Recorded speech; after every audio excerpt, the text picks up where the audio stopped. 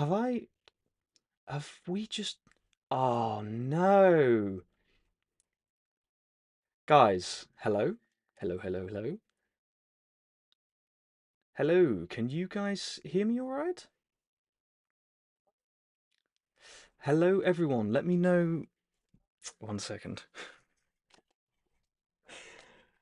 I am able to view the chat, but no video or audio. I can now view all okay. All right. This is really funny. Let me know, guys. There are some Hello, James. Okay, then. All right. I have just been talking to all of you for 7 minutes. I have just been talking to all of you for 7 minutes, and I clicked start broadcast, but I realised on OBS that it said go live. So I've just been having a really lovely conversation with all of you, and not a single one of you saw any of it. Okay, well, we're here. Are you? Can you guys hear me all right now? Are we live? Hopefully we're live. Tell me we're live. I have no sound. Oh no. Are we live? Hello, James? Please, guys, let me know in the comments. Can you hear me? Can you see me? Are we live? Are we here? I restarted my phone, but still receive technological... Oh no. Hello, everyone? Just on now. End broadcast. Got you now. Yay. Just on now. Bless you. Yes, hear you now. Wow. Could you see me before, or was it not? I can hear and see you. Okay. It's so funny. Do you know what's interesting, guys? So I've just done a 7 minute intro, and none of you heard everything. Bless you. Okay, David, wherever you are, my brother, it's really funny because I thought to myself, I was really confident. I'm like, I've got all the technical issues out the way. Nothing's ever going to go wrong, and we're all good now. And guess what? We started today, and I'm apparently 7 minutes late. But anyway, hilarious. That's hilarious. All right, guys. Well, okay, so we will start from the beginning. Hello and welcome, everybody. My name is James Malins. I will be your host for this evening. We are now finally live. I started 30 seconds early, thinking to myself, oh, really, I'll show up early. I'll make sure everybody knows. And I've just been talking to myself for 7 minutes. So, well, there you go. Nice little, funny little bit from David. So, thank you, brother. Appreciate that very much. Hopefully, now we're all good. So, I have sent out all the notifications. That bit's done. Did that in private, apparently. And okay, we can start.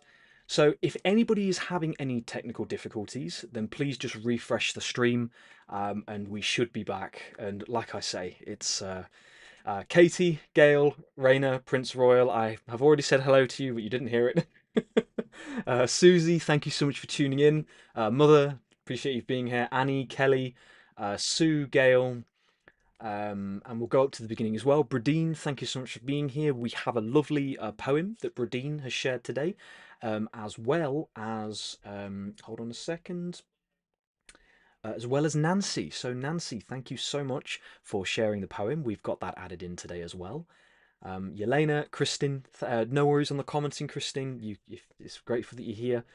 Um, so yeah, Leilu, Susie, Asana, Prince Royal, Katie, again, thank you all for tuning in. So what a start, hey? So as I was saying, please let me know in the comments where you're tuning in from. Say hello, you all already are, and I'm very grateful for that. So Zoichka, Gail Collins, thank you for being here. Calming Waters, lovely to see you, and Kellyanne, lovely to see you here. So I'm just going to check the audio, make sure I'm not shouting at you. I'm pretty sure I might have been. Um, cool. Okay. Seems pretty good. Now, as I was saying, this week has been truly fascinating. So if you are new, then there's no worries. We're going to do a few bits of a few recaps, so you won't be lost. But in a few of the lives, so this is our fourth live stream, and in a few of them we talked about things like the Whirling Rainbow Prophecy. We talked about David. A lot of us will refer to David as David, but David Wilcock's previous live stream where he was talking about the pathway to peace. Now, I've had some a really truly miraculous week. I thought to myself that I would do my slides on Tuesday and I'll be well prepared for this Sunday, and I am. However, a few things happened. So over here in the UK, I know a few of you are from the UK here, and some of you may have seen what the posts that I was putting out there. Over here in the UK, we had our king make a statement, and in that statement, he had mentioned about digital ID, and so a lot of people had a lot to say about that situation. So I won't go into it too much just yet. We'll do our introductions, but I decided to share my thoughts on that entire situation. You know, the images and what was being presented, and it, like I say, it pretty much went viral. So we have this really fascinating train of events from the unfortunate news and situation of David, but his last live stream, which said the pathway to peace. Paul, welcome, brother. Thank you for being here. Paul is a very good friend of mine. We've known each other for a very long time, so really appreciate you tuning in. It's good to have you here. Nancy says no sound on iPad, switching to phone. Oh, I apologise for that. Are you able to perhaps close the app down and reopen? Maybe that's a way of doing it. Prince Royal says hello from the land where Sasquatch roams. Allegedly, well, allegedly, we'll have to put some some nature cameras out there to just to check it out. Lydia, greetings from Santa Cruz. Thank you for being here, Lydia. Very kind of you. Little Susie from Italy. Thank you for being here. Jermaine says, "Hi James and beautiful souls. Very nice for you to tune in. Thanks for being with us." Yelena says, "Good evening from Bosnia. Beautiful." And like I say, Yelena, I hope you are doing okay. I did see your comment on the post, so I send you my love, of course. Christine from Florida, Leilu, peace to all from Texas. Beautiful. Thanks for being here. Bradine from Florida, and Kelly Malloy. Thank you for tuning in. Very kind of you. Sue Skidmore from Missouri. Yeah, and Yakish Murray. Hi there from Wire Forest. IK. What's IK, Yakish? Don't think I've heard that before. Philip from Amarillo, Texas. Welcome, welcome everybody. Very kind to have you here. A Real Creation from Colorado, and Zoichka from California. Beautiful. And Pamela from Rotterdam, Netherlands.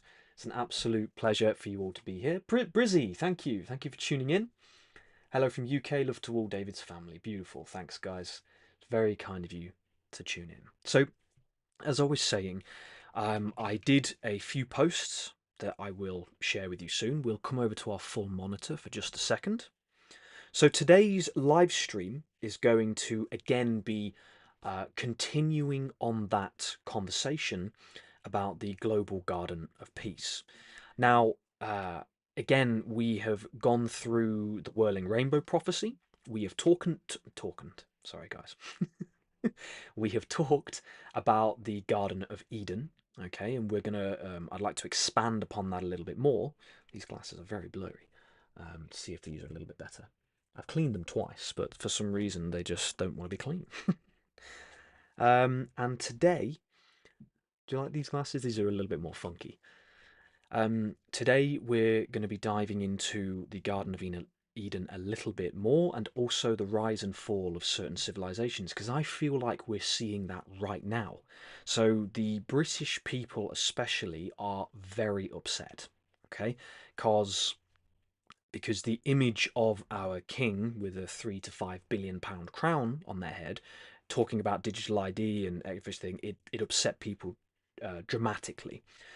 So we're going to dive into it, but right, whilst we are so we're going to be doing our meditations as well. So we've got 7 meditations today. A couple of them are going to be with some lovely poems from you guys. So very excited for that. Sarah or Sarah, greetings from Green Valley, Arizona. Thanks for being here.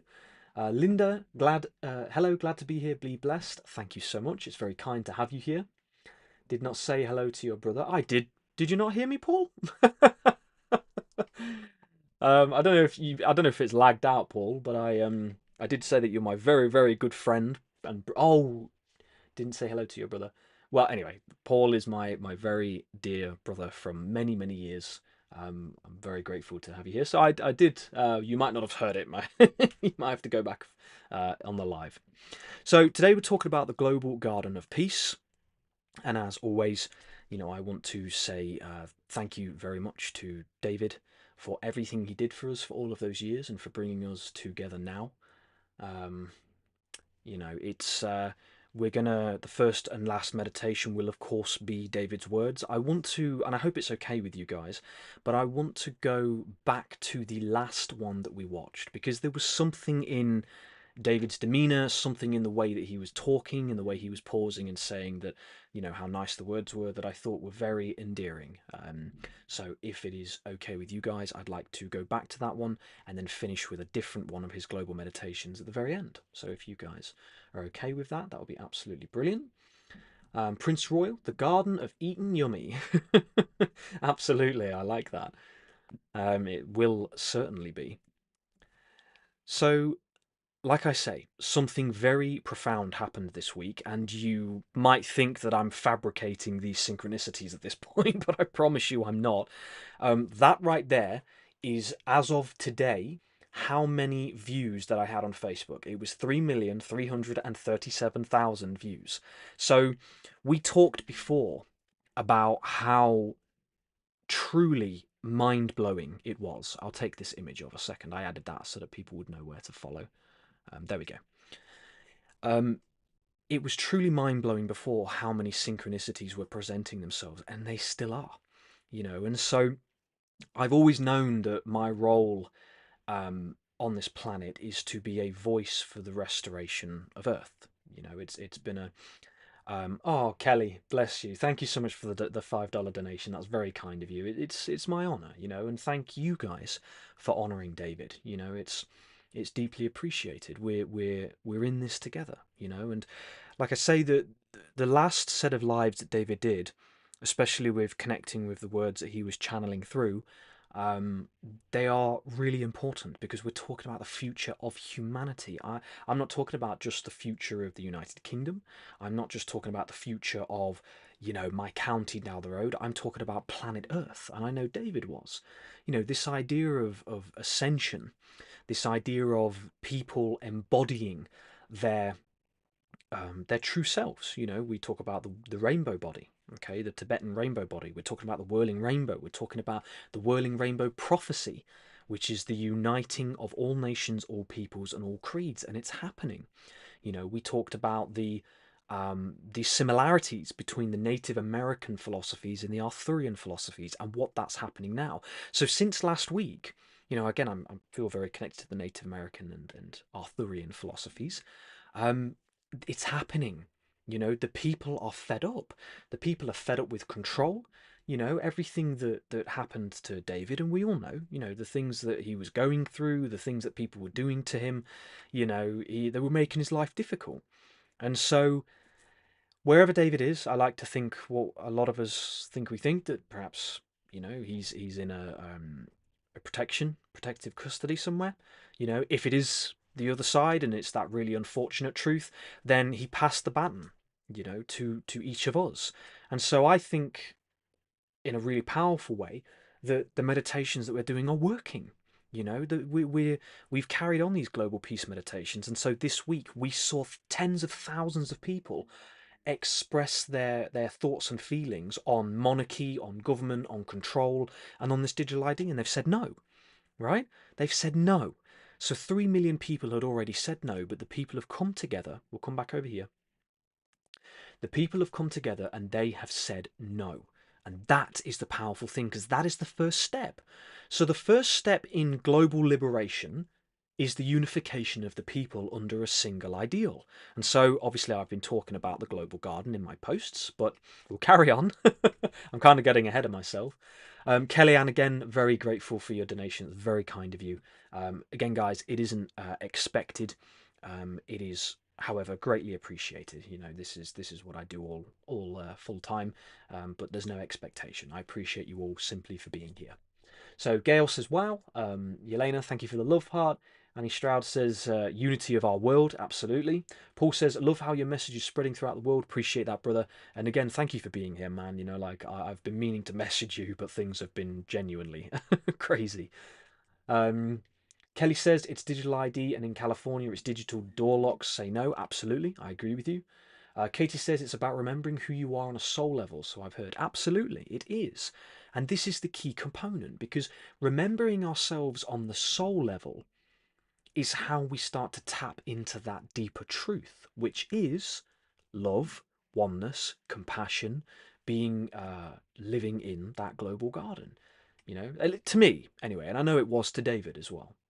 Zoichka says, definitely, when I heard the news about David, a lot of the doubt I had about global peace meditations was quashed. I realised, holy crap, maybe they do work and some dark forces wanted to stop him. We have to continue to do the meditation and continue David's legacy of peace. Absolutely. And you see, this is the big thing about our world, is that we look at events and they upset us because they look really negative. And look, it's hard for me to tell you that the news about David is in any way, shape, or form positive. But I can only look at if I was in David's shoes on the other side or here, how would I feel about what's transpiring? And I would be happy. Okay? I don't know how you guys feel about that, but I would be happy because if it was me and somebody else was carrying the torch and carrying, and these things were happening, you know, 3.3 million people, why now?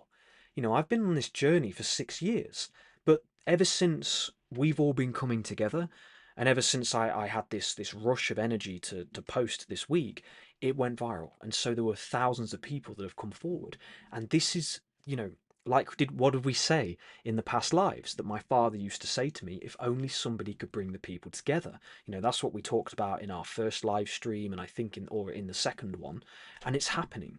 You know, it's happening. I can't explain it, but it's happening. So I would like to, let's keep going. So obviously this is our fourth live stream. So for those of you that are new, or if you'd like a very quick recap, the first live stream was purely in honor of David. The second one was the Whirling Rainbow Prophecy Part 1, and the second one was the Whirling Rainbow Prophecy Part 2, Humanity's Journey Back to Paradise. This one, we're talking about the Great Global Garden. So we're moving on slightly. We're carrying on with our discussion about the Garden of Eden. So in last week's live stream, of course, we went through the Whirling Rainbow Prophecy again. We talked about the aspect of truth and the perspective of that, the Garden of Eden, and axiomatic truth. So again, let me know in the comments if I'm going too quickly. I want to make sure that I'm going at a pace that's comfortable for you all. So we explored axiomatic truth. And again, that's sort of, I believe the word is tautological because axioms mean it's self-evident truths and truth is truth. But in our world, when there is such confusion for a lot of people, they don't quite know what to focus on, who to believe, what's the truth, you know, what's happening, why is it the way it is. There are certain things that we can observe in our world which allow us to recognize the truth and the true nature. So we've got things, you know, the seasons, gravity, the cycle of, or the cyclical regeneration of nature, life and death, and the process we have through in planetary unity. Now, the one that I should have added on here that I didn't, and I apologize for that, is the unconditional love that is demonstrated within nature. Okay, so our fruits and vegetables continue to grow no matter what we do to the skies or the soils or whatever it is. Again, whatever you believe, I'm totally appreciative of that. But when I look up, I see what I see. So, whatever is happening to the world, nature continues to persist. You know, the immense agricultural farming which decimates soils and root systems and fungal systems and poisons the soils and kills off all bacteria and microbial life. Our Earth is continuing. Okay, Katie, I really appreciate that. Go at the pace you're most comfortable with. That's very kind of you. Thank you. I totally hear you there. Then okay, absolutely, that's an important thing to share. Thank you, Katie. Sarah says 100%, appreciate that. Kelly says David will be proud of you. That's very kind of you to say, because I know a couple of other people have felt differently, so I appreciate that.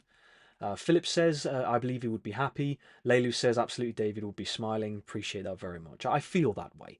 I do feel that way because, and again, I can only speak from my own heart, that I would be smiling, whatever was going on. So, Linda says, I grow a lot. I adore hearing that. That's really beautiful. And JP Parsons says, I'm happy I was finally able to catch you live. I'm really impressed with and resonate with your presentation and your messaging and how you're handling the baton being passed. It's very kind of you, JP. Thank you so much, my friend. And, I want to continue to reiterate that I feel the baton is passed to all of us. I know that it's my face on the screen, but it is the pleasure that I get from doing this is you guys being here, so this is a community effort, and that's important, that's always recognized, in my eyes. So the thing that I missed off on this screen that I should have added was, again, like I say, the unconditional love of nature, and I have the eagle for that. It's really beautiful, showing that nature continues to support us no matter what happens. Okay, so it says 28 minutes on here, but I might have to postpone it for 7 or so minutes because I did my full introduction to myself. So the schedule for today's live, so obviously it's the 4th live stream. As I say, this week has seen a tremendous shift in collective feeling. I feel that massively. I know that Paul, I said your name then, Paul. I know that David cared about the future of humanity. He cared about disclosure. He cared about peace on Earth. He cared about goodness and decency being restored to our planet. And of course, so do we. So do I. And I really feel, after all these years of patient waiting, I've waited 2.5 years. I've been on this road for 6 years. I've waited 2.5 years for the door to open, and it's opened. And so it feels like the people are ready. It really feels like the people are ready. So I do feel that there is a tremendous shift in the collective consciousness. Tonight, as you guys will know, but if anybody's new, we will be doing 7 3-minute meditations, roughly, every 33 minutes for 3 hours and 33 minutes. I would like to, today, discuss the very real and present state of humanity, their frustrations, and how we unify the people. And then I'd like to expand upon the philosophy of the global garden by exploring Anastasia's words on the Garden of Eden. And hopefully, if we get plenty of time, I've been trying to do this since last week, I'd like to dive into some of the reasons that these great civilizations of our past, like Sumeria, Acadia, or the Akkadian Empire and the Egyptian, ancient Egypt, and why these civilizations fell, which you'll find very curious. JP, by the way, as well, I appreciate your words on the presentation. Actually, I've always loved the way David presented things, so I modelled these presentations on how David did. So David, thank you, my brother. I really enjoy creating these, although it takes a while. So again, David's ability to get himself ready for these live streams, take it from me, it's phenomenal because it's a lot of work. Mira, is it Mira or Myra? Please let me know if I've pronounced that correctly. Says, hello from India. Missing David and hoping he has gone to a peaceful place and is happy. I agree with you wholeheartedly. Linda says, heard they got plucked. Hope it's true and we should perhaps hear some good news. Yep, I agree with you. Raina says, David would love your accent. I know he would. I do remember a lot of the little moments he had with the funny accents. Prince Royal says, I remember something that David used to say regarding weeds in the field. I believe he was quoting the Bible, something about letting the weeds grow so that they will be plucked from the root. Absolutely.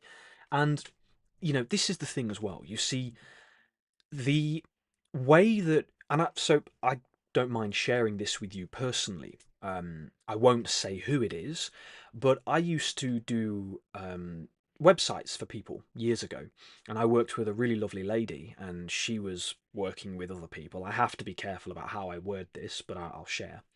And so I was in a car with an individual, and we were going to this place to record footage, and they asked me, oh, perhaps you could take a look at our website and give me some suggestions.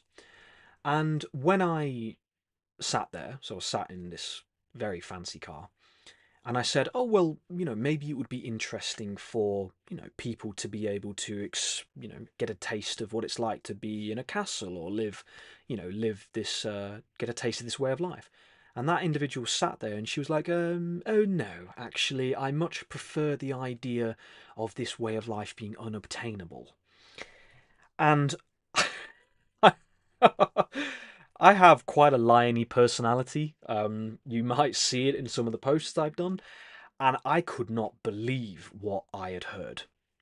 This human being sat next to me who found it acceptable to say that they believed in the idea of being better than the rest of the people of Earth, and people not being able to attain what they can. And I found it absolutely disgusting. I have to say, I found it disgusting.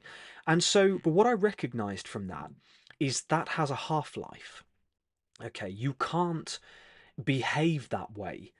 And sorry, you can't behave that way forever, because the people will fight back. The people will start to rebel against that philosophy because people don't want to be treated that way. I don't want to be treated that way, and I know you don't. Whatever I have in my life that is good and enjoyable and exciting and decent and happy, I want everyone else to experience. Why wouldn't I? Right? This is the question that we have to ask ourselves is why is it that these individuals, and I'll show you some of the pictures that we posted, obviously in connection to our king and, excuse me, a lot of the things that were there. The fact that that individual is sat on a golden throne with these, immensely expensive furs and a £3 to £5 billion crown on their head, whilst men and women and children and families are struggling to pay bills and heat their homes, it's astonishing and it's unacceptable. So, like I say, the it can't last forever. Um, okay, so in regards to our 7 global peace meditations, just moving on. The first one, and you'll notice this week I managed to put the title in. I definitely made sure I did that. So meditation number 1 is going to be David's words of wisdom from the Angelic Ascension Guidance Live that he did. The second meditation is going to be the Rainbow Awakening, which our lovely Bradine shared with us, and we're going to weave in some personal strength and courage into there.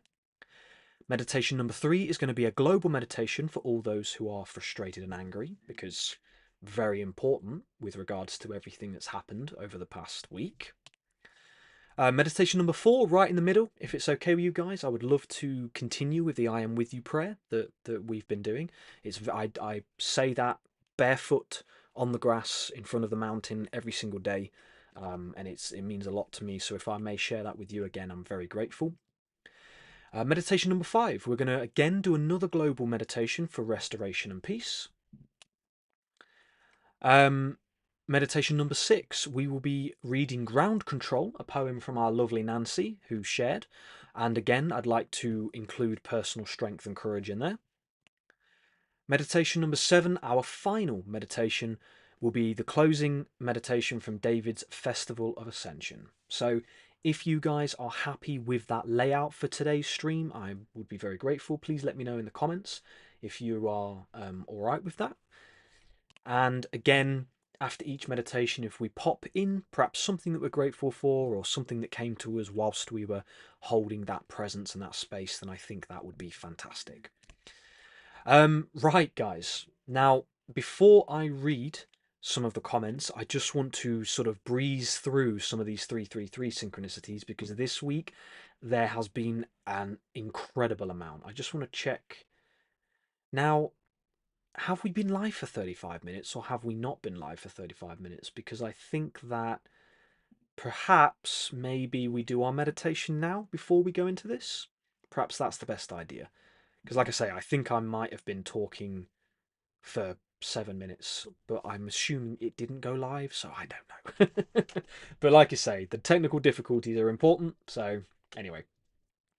Jackknife, welcome, thanks for being here, my friend. JP, thanks again for the thumbs up. Bradine, lots of love, thanks for being here. Appreciate that, Annie.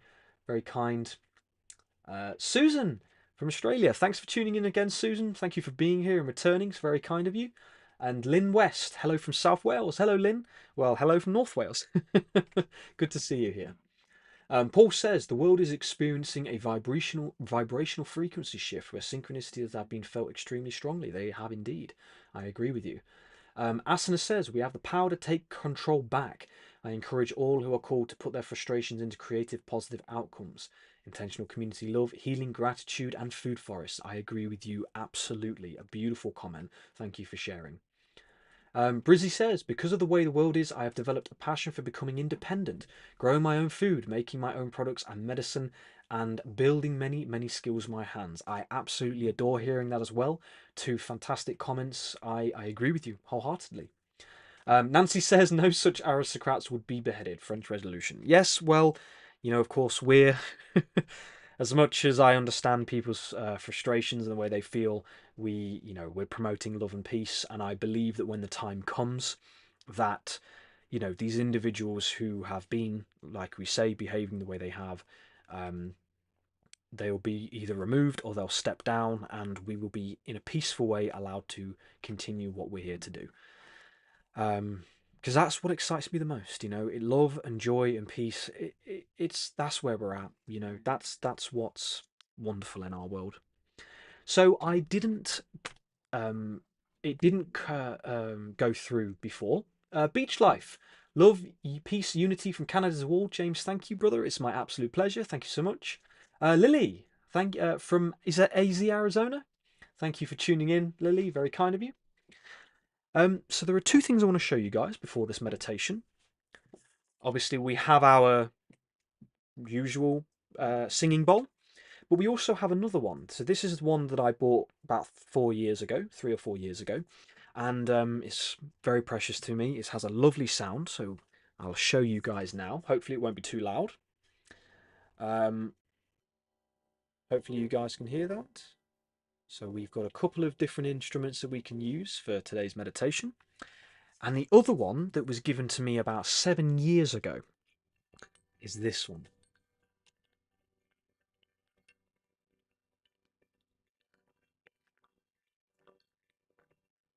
So I don't know if you guys can hear that, but I just thought that we've got a couple of different instruments that we can use today, and I thought that might excite you guys. So, joie de vie, thank you for being here. Blessings, love and light once again to all my family here, and you, James, from Denver, Colorado. Your meditations are in a perfect flow. Thank you for you, James. That's very kind of you. Thank you for being here as well, and I promised that I would get the pronunciation of your name, and I'm there now. The instruments are not coming through. Oh no, that's such a shame. Really? Interesting. I'm not going to fiddle about with it because, frankly, if this, I mean, this one did last time, so yeah, it doesn't look like it's coming through, does it? Maybe if I bring it closer? No, let's have a look here. 1 second. No? Oh, what a shame. No way. Couldn't hear the singing bars. Oh, okay, guys. Well, if it doesn't work, then at least we've still got silent instruments. I know. When have you ever heard of a silent instrument, eh?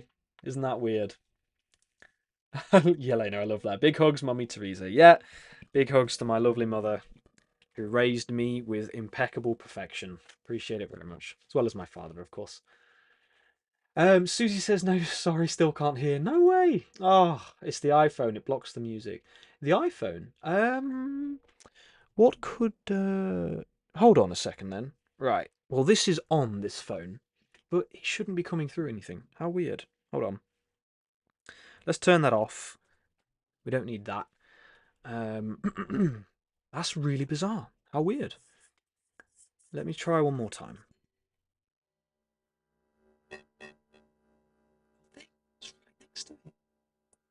Anyway. Okay. How weird. Oh well. Okay, guys. Well, let us do our first meditation. So I'm just gonna sort out the screen here. I want to keep on track today. I hope that this is exactly where I wanted it to be. Let's just do this. And then I need my headphones. We'll pop across to our full monitor. I'll take myself out the way for a moment.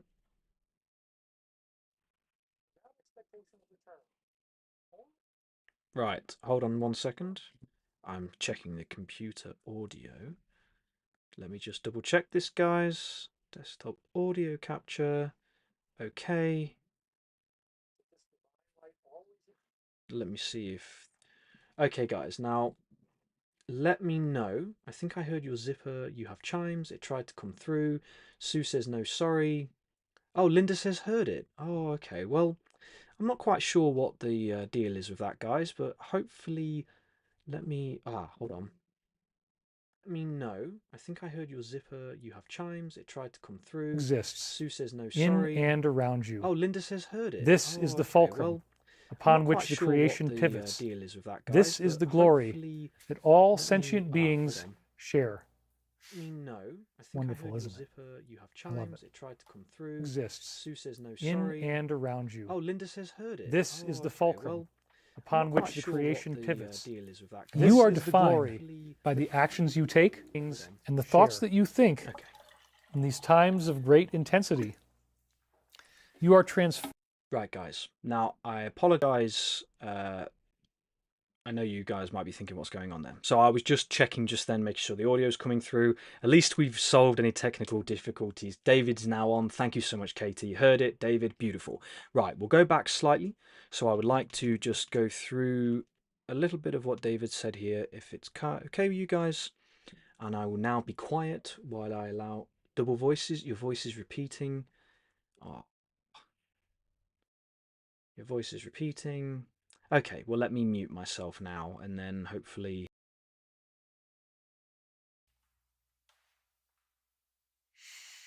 Your life is meant to uplift, to inform, to bring joy, and to create healing for others.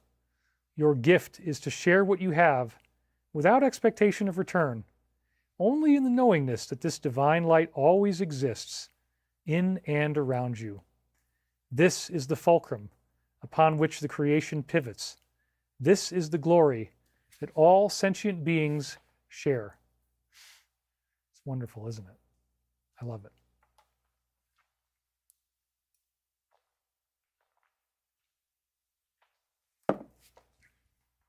You are defined by the actions you take and the thoughts that you think in these times of great intensity. You are transformed by the love you share with others as you circumnavigate your course. You are beholden to no one and nothing but the source within, though that source will advise you as to your appropriate conduct with others. I'll make a little statement here. Obviously, we have responsibilities, we have honor, we have duty. That's the fifth density wisdom. We want to remember that.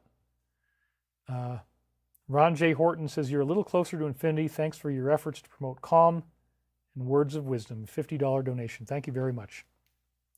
So again, we do have honor and responsibility, but ultimately the source is what guides us as to how we interact with others and how we fulfill those honorable commitments, which is very important. We want to be true to ourselves and true to others as much as we can. Thank you guys so very much for this. Thank you for sticking here with me. Use the cord-cutting meditation to release those attachments that no longer serve your path. Take each opportunity to sever these connections as a great gift, not as a burden. Release your own limitations and be not surprised as so many great manifestations then occur. Live in the glory of the Creator and embrace the majesty of who and what you are. We are all very proud of you and the attainments you have made. Life will not remain this stressful indefinitely. Yours is a path of continual awakening and redefining the limits that once seemed to be all-encompassing in your life. So why shout when you can sing the praises of the innate goodness that is within you? Look not to the sidelines, but to the glorious reunion that still lies ahead. Remember the gift that is given when you exist in pure consciousness and everlasting truth.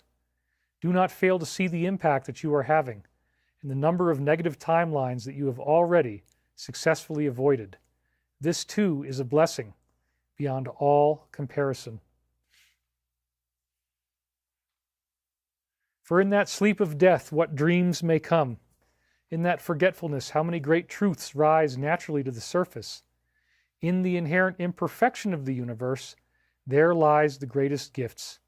For it truly is a fact that the cracks in your armor are those apertures allowing the light to get in. This is the life that was promised to you by the great masters. Without suffering, you would not know peace. Without war, you would not seek redemption. Without chaos, there would be no restoration. Without difficulty, there is no transfiguration. Without pain, there would be no joy. Reflect upon these truths and remember how deeply and thoroughly you are loved. Doesn't mean that we ignore the negative. We have to integrate it and focus on it and find out how to transform it. And these are very valuable tools, aren't they? I think so. This moment is everlasting and omnipresent. This truth is already within you and is freely available whenever you need it. Simply call upon the great mysteries to reveal themselves. Remain still in your consciousness, and answers will extrude out of you like a great cornucopia of beingness. We don't have to worry about who you are or where you are ultimately going. These answers are built into the very fabric of the universe itself. Your peace, your love, your joy, and your bliss are never more than a heartbeat away. A simple shift in focus is all that is required to taste the elixir of immortality.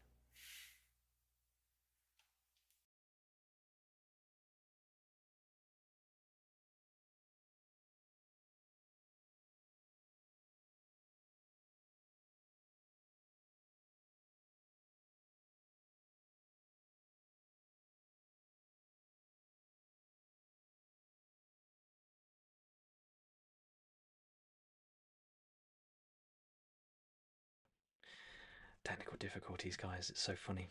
You didn't hear a word I just said, but I'll say it again. I hope it's okay if I pause it there because, and we'll say our usual Danachawir, Namaste and Amen, for the ending there, the closing. I'm very grateful to David's words and what he shared. They certainly are words of wisdom. I know, guys.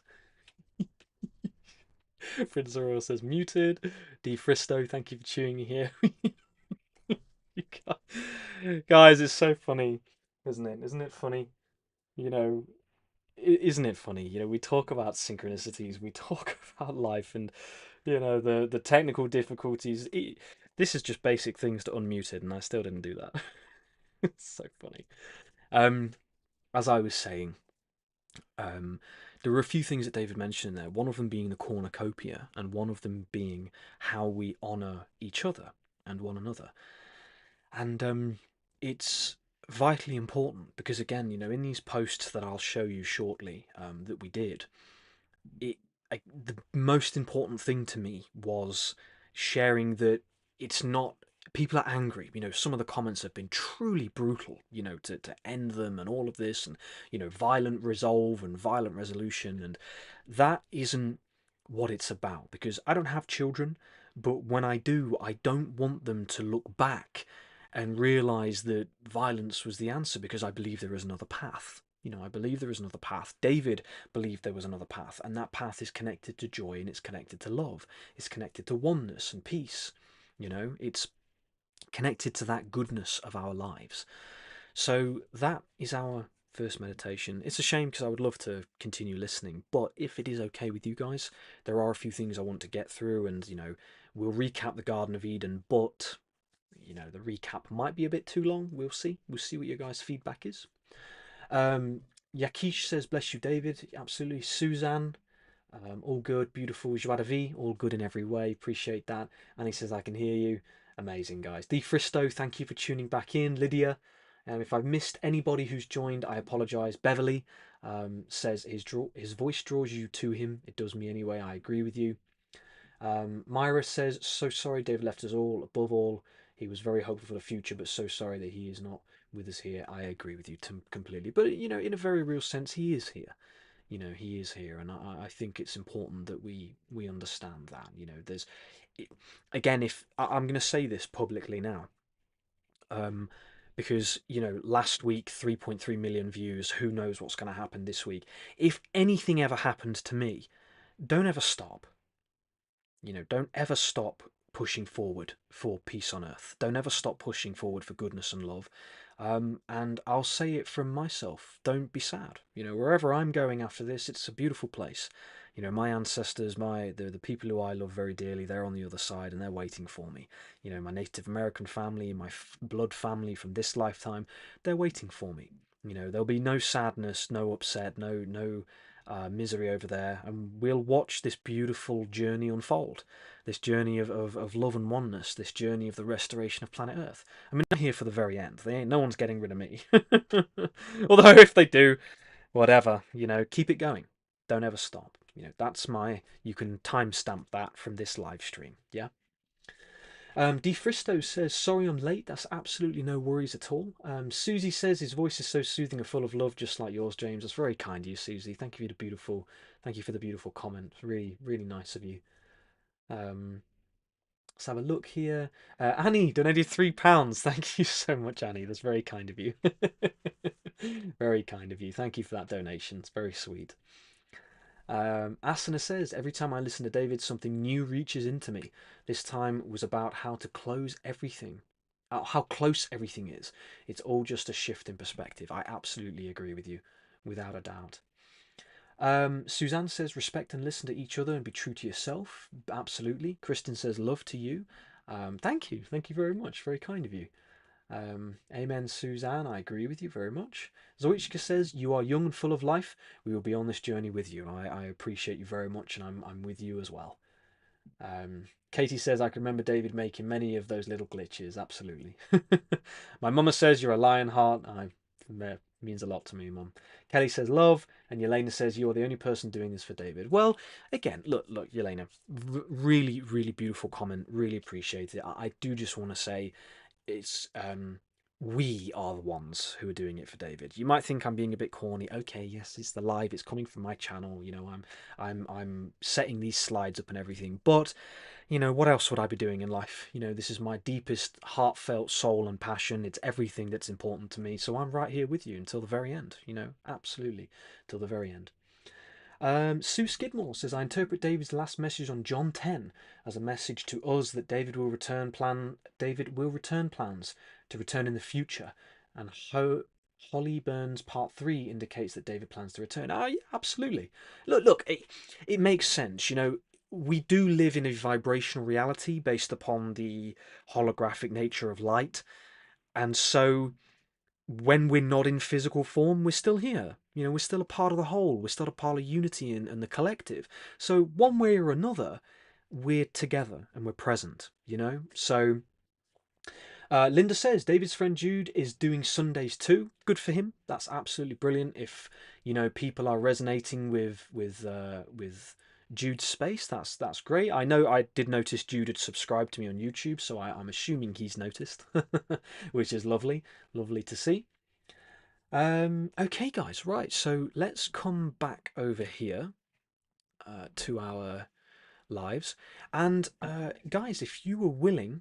Remember that if you hit the like button on the stream, it helps to potentially reach other people, because hitting that like button says that you're enjoying what we're doing. So if you haven't done that already, it would be an absolute honour if you would.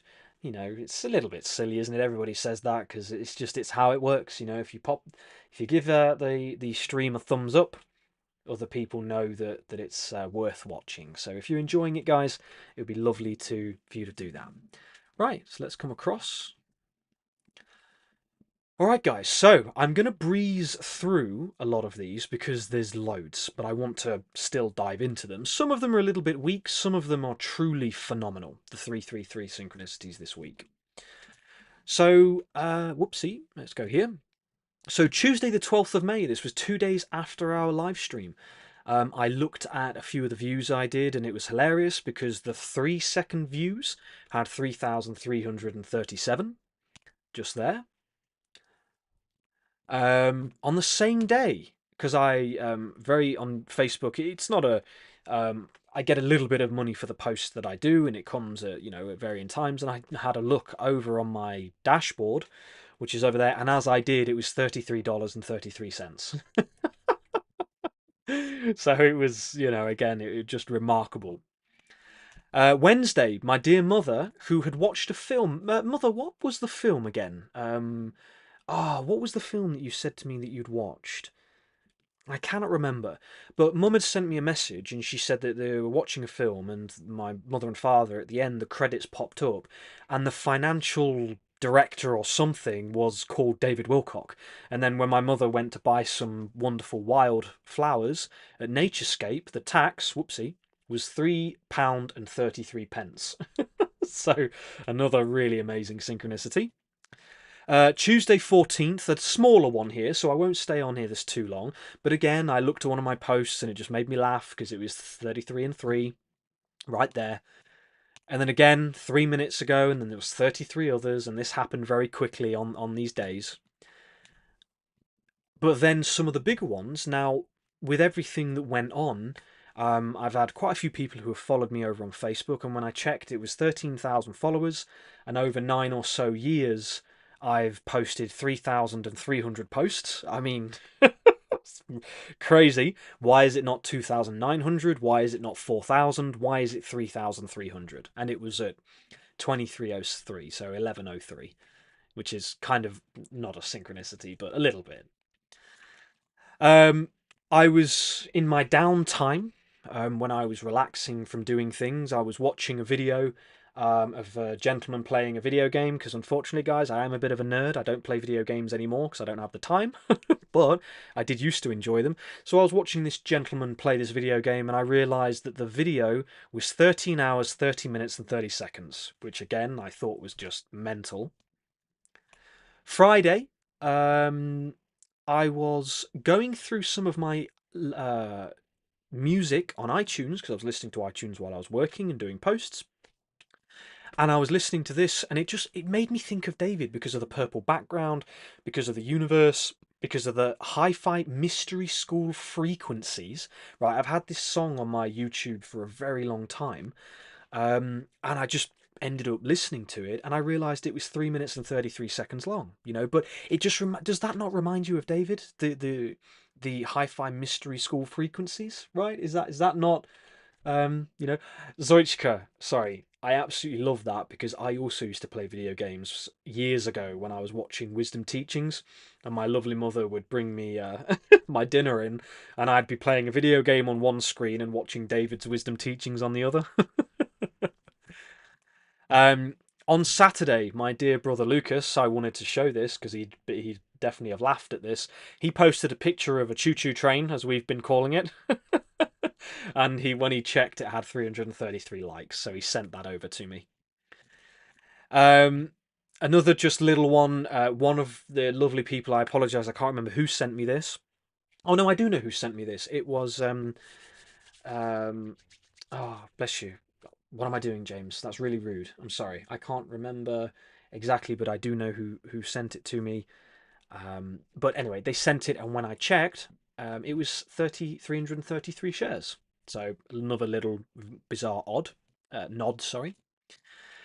And then here was one of the bigger ones. So I'm going to show you this, but I did a few posts on my social medias. This is when it went viral.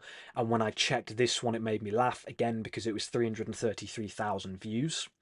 And, it was at that moment in time that I checked. And this was the big one. So the one that you saw on Sunday, so that was today in the morning, when I had a look at the total views, it was 3,333,000. I mean, 337,000. Um, you know, I don't know how I could fabricate this. you know? Like, I don't know how I could fabricate this many things. A few of them are a little bit like, all right, James, you're clutching at straws. But this, the previous one and this one, I mean, come on, this is just, it's nuts that this was the case, and the fact that it ended on 3 million on Sunday, when we were going live. So, my question for you today my question for you, and we need to be aware that our next meditation is 3-3 is at 6 minutes, so ideally in about 5 minutes' time we'll do our next meditation. My question for you today is the whirling rainbow prophecy already being realised since we discussed it?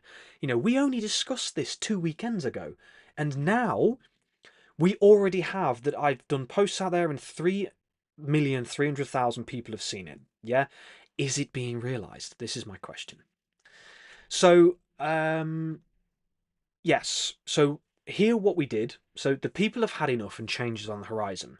Now, this image you will see here, and I do send my love to these people, and I know a lot of you might feel a little bit iffy about that, but I remember, I'm going to come over to a main camera for a second.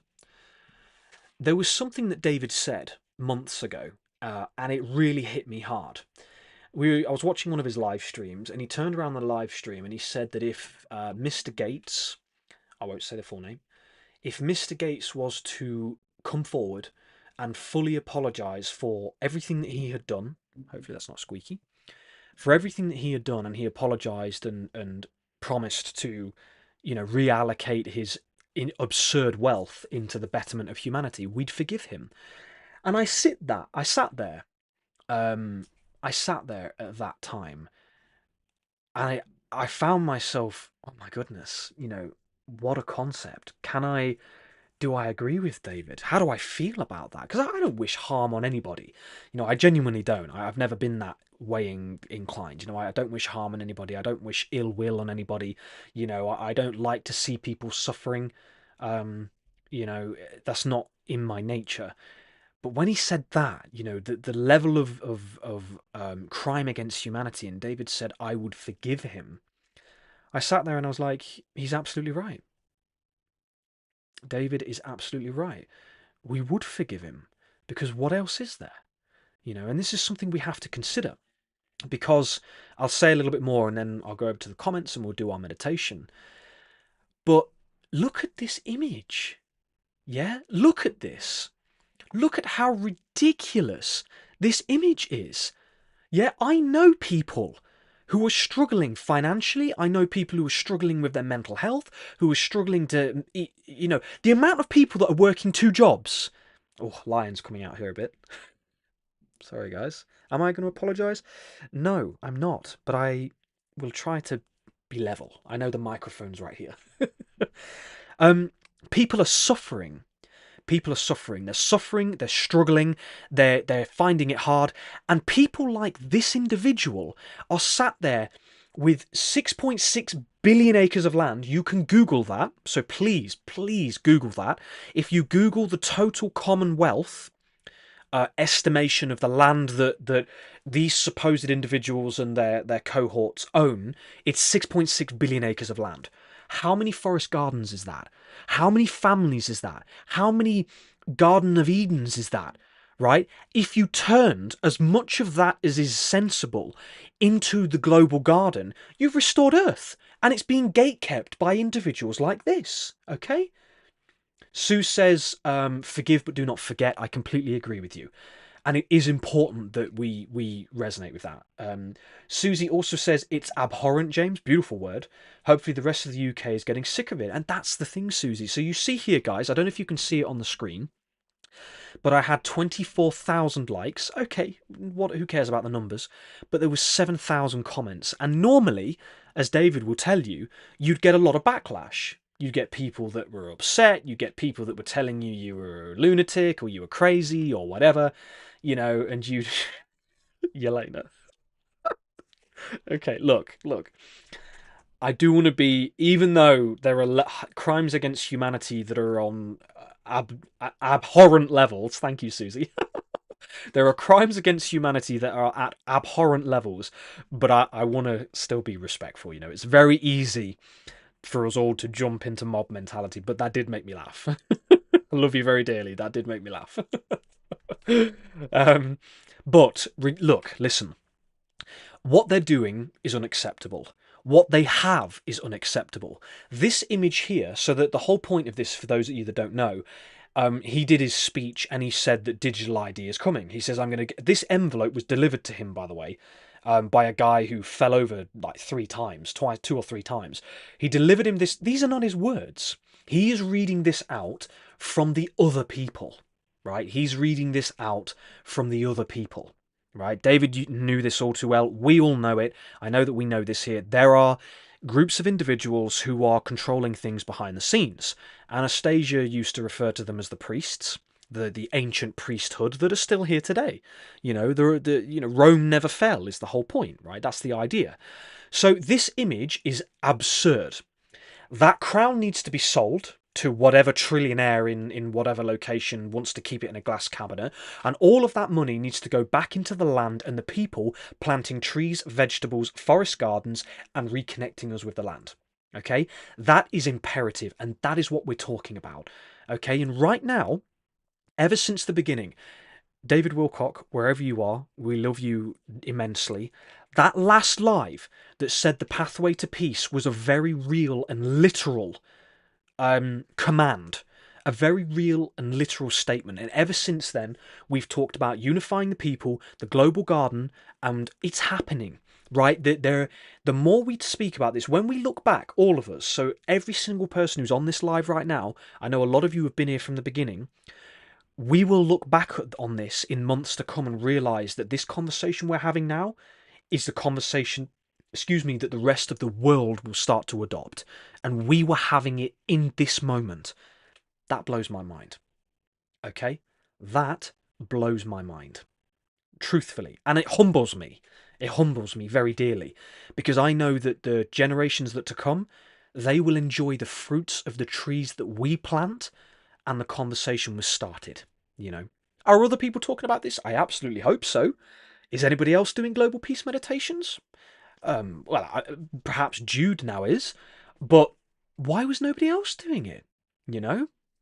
Not that, again, I don't want that to sound in any certain way. I encourage people to do global peace meditations. Do it. Absolutely do it. Tammy, thank you so much for being here. Miss Joan of the Ark, love that name. The king needs to go. I do agree. There does need to be an abolishment of this complete nonsense because, like I say, mothers and fathers can't afford to put food on the plate. They're struggling. I had somebody message me who said they had to go to the food bank. It's absurd. And this gentleman, in their kitchens, the quail and the pheasant will be cooked every evening. Yeah, there's no shortage of food there. No shortage of money. Ah, Paul, brother. Paul, that's very kind of you, my friend. Thank you so much for supporting me. Love you, man. I really do. I want to have a call with you soon, mate. It's been a long while. Thank you, Paul. It's very kind of you. Thank you for supporting me. It really means a lot. Truthfully. Thanks, buddy. I'm humbled, mate. That's very kind. All right, guys. Mira says, Mira or Myra. Sorry, I don't know if you put a comment. I hope I'm pronouncing that correctly. Myra says, regretting that David's wishes could not be fulfilled in this life. Also, he departed very young. I agree with you, but Myra, listen. From what we've just been saying as well, it really, everything that David did has led up to this moment. The words that we're speaking now, the fact that we're all together, that's David. His years of hard work, all of our hard work. David's years of hard work, but all of you are working hard. I know a lot of you are mothers, your fathers. I know for a fact my brother Paul is working extremely hard to do what he's doing in the world. I know a lot of you. My mother, my father, did 12-hour shifts 6 days a week. We've all put a tremendous amount of time in, but honouring and loving the rightful truth of David, absolutely. He has brought us together through his efforts, and we will carry it on through pain of death. I don't care what happens to me. I will do this until the end. This is it now. We're on this path. We are absolutely on this path. Zoichka says, I laugh too, but I'll try to be respectful, and I agree with you. Look, I think it's important. It's important to be respectful, because we can be angry, we can be annoyed, but just like people who criticised David, they criticised everything about him, the way he looked, his past relationships, and I found that unacceptable. 117. That's my sacred number. David deserved better than that. And so I find their behaviour completely out of order, but I don't cast hatred to them. Because, like I say to you, if the whirling rainbow is coming and these people were to turn around and say exactly who they are and potentially what they are, and why they're so upset and why they decided to steal, murder, and control everything they're doing, and they give it back to the people, then so be it. Yes, so be it. But anyway, right. Look, Leilu says no crown shall have dominion over us. Robert Edward Grant. Yeah, beautiful, beautiful words. I agree with you completely. Absolutely. Right, guys. So we will take our beautiful breather now, going into our meditation. So I'm just going to come over here. We have a wonderful poem from our lovely Bradine. Thank you for sending that over. And listen, guys, I know that my mother has also been working on a poem, so there's no rush. You know. Oh, am I on the? I'm on the screen. Good. Okay, here we are. Um, there's no rush at all. All right. Just, but if you would like to do a poem, I know that I think Bradine had sent this over. It might be another individual's. Bradine, you'll have to let me know. Apologies if it is yours. Let me just have a look here. Yeah, so shared from our lovely Bradine. So what we're going to do now is do our meditation. We will try to do our gong, but let's our singing bowl. It's not coming through, but that's okay. So we're going to do read this poem and then do our meditation on courage, the frustration. I've forgotten what my own what we were doing. Let's have a quick look, guys. Really quick, really quick, really quick. Come on. What did we say for today? Personal strength and courage. So we're going to do that and then we'll meditate through personal strength and courage. All right then. So guys, take a nice deep breath in. And as you breathe out, just relax.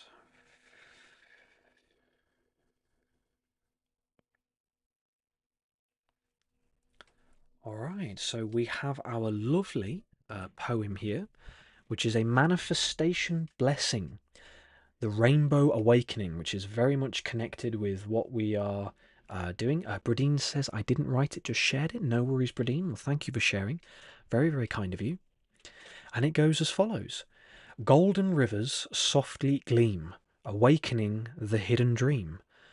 What once lived only in the soul now rises bright, becoming whole. Doors of light begin to part, opening pathways through the heart. And every wish sent out in grace draws nearer now through time and space. What a beautiful, beautiful poem. It just reminds me of the lovely words that David was sharing when he was saying what he did. So I'm going to come over and do the same thing. In honour of David's lovely spirit, because I very much appreciated it. Isn't that nice? That's what David said last and what we heard. Isn't that lovely? It is indeed. Very, very, very lovely. So, my friends, close your eyes. And like I say, take a nice deep breath in. After that absolutely beautiful poem. And just remember that in these times of confusion, the pain of hearing what happened to our dear David, may all who are present with us now find the strength and courage to continue. I know for a fact that some of our community are going through a bit of a challenging time, so you may not know who they are, but I would encourage and invite you to send love to them. The beautiful souls that we have with us. I know that a few people finding things tricky. I wish you peaceful resolutions to every problem you have.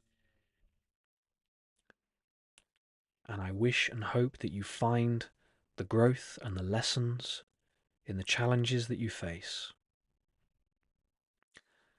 Know that you are loved by the one infinite creator, just as David used to say. You are loved by nature, by Mother Earth, by all those who are present with us from the other side, from the other world, as I like to say. Sometimes we can feel abandoned, we can feel lonely and lost, but they are always with us, cheering us on, just as they were for David. I believe it is almost inconceivable how much we are loved by our ancestors, our guides, those from our ancient cultures who are seeing the unfolding of peace on earth, the unfolding of the restoration of the global garden. I can feel in my heart that they are overjoyed with each one of us, the lovely time we're sharing every Sunday, the energy, the presence, the support, the unification.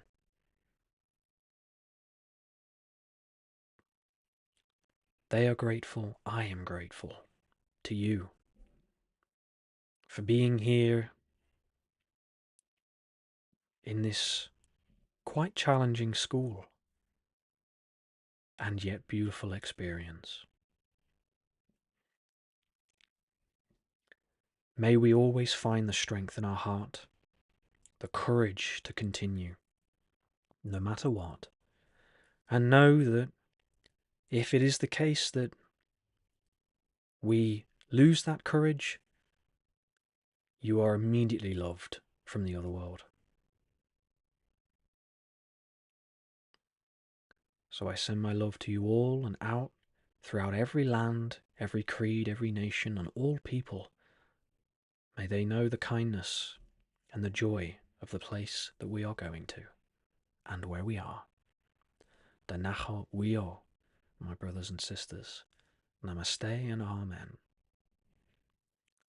I leave these few moments now for you to share your own words and be present with yourself.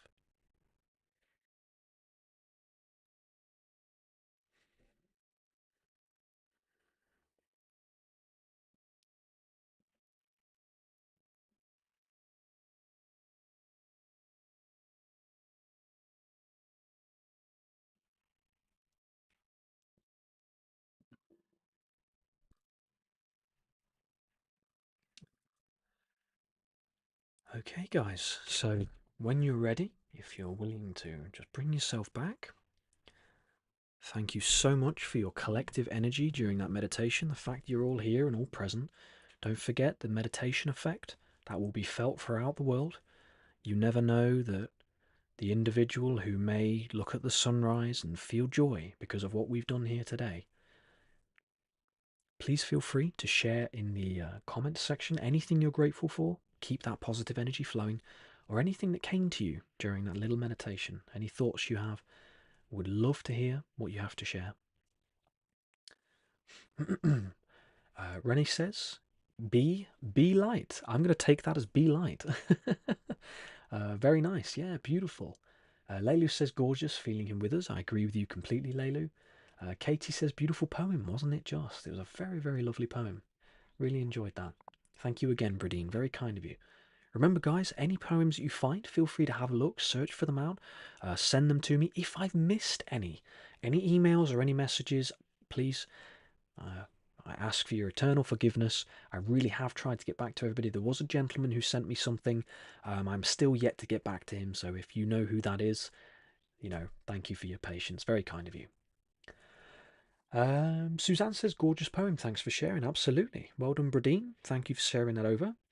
Really lovely poem, by the way. I'm going to memorize that. It feels very similar to the I Am With You. There's a few bits in there that I felt real connection to, which was nice. Zoichka says, I kept thinking of David's last few meditations where he would say, you are loved more than you could possibly know. Absolutely, I agree, without a doubt. Beach Life says, thanking Gaia Mother Earth, who supports and loves our awakening alongside her, without a doubt. Beautiful. Thank you for sharing, Beach Life. Soul Coach Suzanne says, yes, David's spirit was very beautiful, even more so over the last 6 months. I appreciated this so much and fell deeper in love with him. He was keeping me going in my circumstances as these are now. Soul Coach Suzanne, I'm so sorry. You've been in my mind this entire time because I didn't get a chance to reply to your message, and I've just... have you just joined? I'm sorry, I've been so engrossed. Sorry, Suzanne. Thank you for taking the time to tune in. I know you... I won't share that. That's your business. But I saw your message and I send my love to you. Thank you for being here with us. And just know that the fact that we're at this community still coming together is very important. So, again, I will definitely get back to you. Thank you for your patience and thank you for being here. Very kind. Yeah, Bradine, that was lovely. Thank you for sharing. Yeah, very nice. Okay, guys, right. Let me just get the slides back up. Have a look here. Full slide. Come on. Oh, escape. There we go. Our next one is going to be from Nancy, so we'll do that just after the halfway point. We have another meditation that we'll do in, so 33, 66, 99 is an hour and 39. So okay, well, we're getting close. Maybe I do like them. Let me know, guys. Do you like the meditation format that we do 7? Maybe. I like we do 7. I guess it does keep a little bit of a break in, from going through the content, but I haven't even done the recap from last week yet, so I should probably get on with it. Anyway, right, let's get through some bits, shall we? Let's get through some bits. Let's go to present. So anyway, this post did exceedingly well. It did really, really well. A lot of people were resonating. I barely got any negativity on it, and it really showed me the nature of the people. The next couple of posts, so here this one got 7,000 on the side, this one got 2 here, and again I'm only sharing this with you because people are hearing it. I've never had this in the 10 years I've been doing stuff on Facebook. I've never had results like this. We talked in these posts about not having fear towards totalitarian regimes. We brought in some of the energies that were here. I didn't want people to be afraid. I didn't want people to overindulge in the anger. I don't think that was the important. Sorry, I don't think that was the path. So I didn't want people to get too angry. David Coron. Coron, is that how you pronounce that, my friend? It says, we will get through these times, absolutely. I agree with you, my friend. Yakish says, David, you are always with us. Thank you, James. It's my honour, and I agree with you completely. Laylu with the love. Sue Skidmore with the love. Yes, Soichiro, I love that, absolutely. And he says, I value the 7 meditations. Beautiful, then we'll keep it. No, absolutely. Don't forget to use hashtags. I hope you're adding those. Kelly, is that on the posts, do you mean? Because that's a good point. I have been playing with them a little bit, but these ones I didn't use them, and they still did really well. Joie de vie says, yes, meditation is the most important work. Beautiful. Okay, then that's sorted. Whimsy Wardrobe, love that name. Hi James, thank you for continuing David's meditations. I found the meditation a bit short, and I would love to help you formulate heart-opening meditations. It is my forte. Thank you. Beautiful. Yeah, absolutely. No, please feel free to share those. The only reason why I suppose we keep it a little bit shorter is I know David kept it a bit short at the end of his live. He didn't sort of do really, really long ones. And we kind of get an opportunity to go into different topics, but I do hear what you're saying. I do enjoy longer meditations because you really get deep into things. But people have asked me if I would, because I've been doing short ones. I know some of you guys have seen that. I was supposed to post one today, but I did another different video. I could do longer ones. Just find the time to do a few longer ones that aren't live. But let me know. Let me know. Anyway, so the next set, so this one over on the side here as well, did very well, 7.5. Again, just making people aware of the situation, but trying to keep it grounded in the future. I was always talking about the love and oneness and the global garden. I did this video to explain it because I thought that was important. Again, on Facebook particularly, did very well. And so, yeah, and then that was the last one. Although the screenshot there is a bit a bit stark. But yeah, the reason why I'm sharing this with you guys is because change is happening. People are waking up, they've had enough, and I really feel that we're going to see a tremendous change on our planet. And again, in this conversation, we're talking about love, we're talking about abundance, forest gardens, we're talking about all the goodness, and I love that. I absolutely love it. Soul Coach Suzanne says, I also feel it's very important we do as many meditations as fits with the sharings, poems, reading comments, in the important teachings you want for us. Beautiful. I really appreciate that, Suzanne. Well, hopefully you guys are enjoying the format. That's, I'm very kind. Jay Parsons says, David believed that the negative feeds off of our negativity. So the more positive we are, it's like a battle tactic in itself. I agree with you. I absolutely agree with you. Tree Dog, welcome, my friend. Thank you for tuning in. Absolutely. Thank you for being here, buddy. It's really, really good for you to be here. How's your day been? I know, have you been at work? If I remember rightly, you said you're at work or you were busy. Thanks for tuning in. And my love to your partner too. Thank you so much. Yeah, so Jay Parsons, I agree with you. That is the point. What is the thing that we can do when we're in our homes, in our living rooms, when we're going through life? It's we can remain as positive as humanly possible. That really is the key thing. So, right. So, like I say, guys, David himself said, "Is this the pathway to peace?" And I believe so. With everything that's happened, with all of the stuff we're talking about, I believe it. And like I say, David was very much the origin of that for everything that's happening right now. Wade, welcome, brother. Good timing, my friend. Thank you for being here. Very kind of you. Thanks for tuning in. Brizzy says, whoops, let's try again. Anything you have time for and are willing to share is perfect, James. Thank you. I appreciate that, Brizzy. Is very, very kind of you. Thanks so much. So, quick recap humanity's journey back to paradise. I won't spend a lot of time here, but I did include all the slides.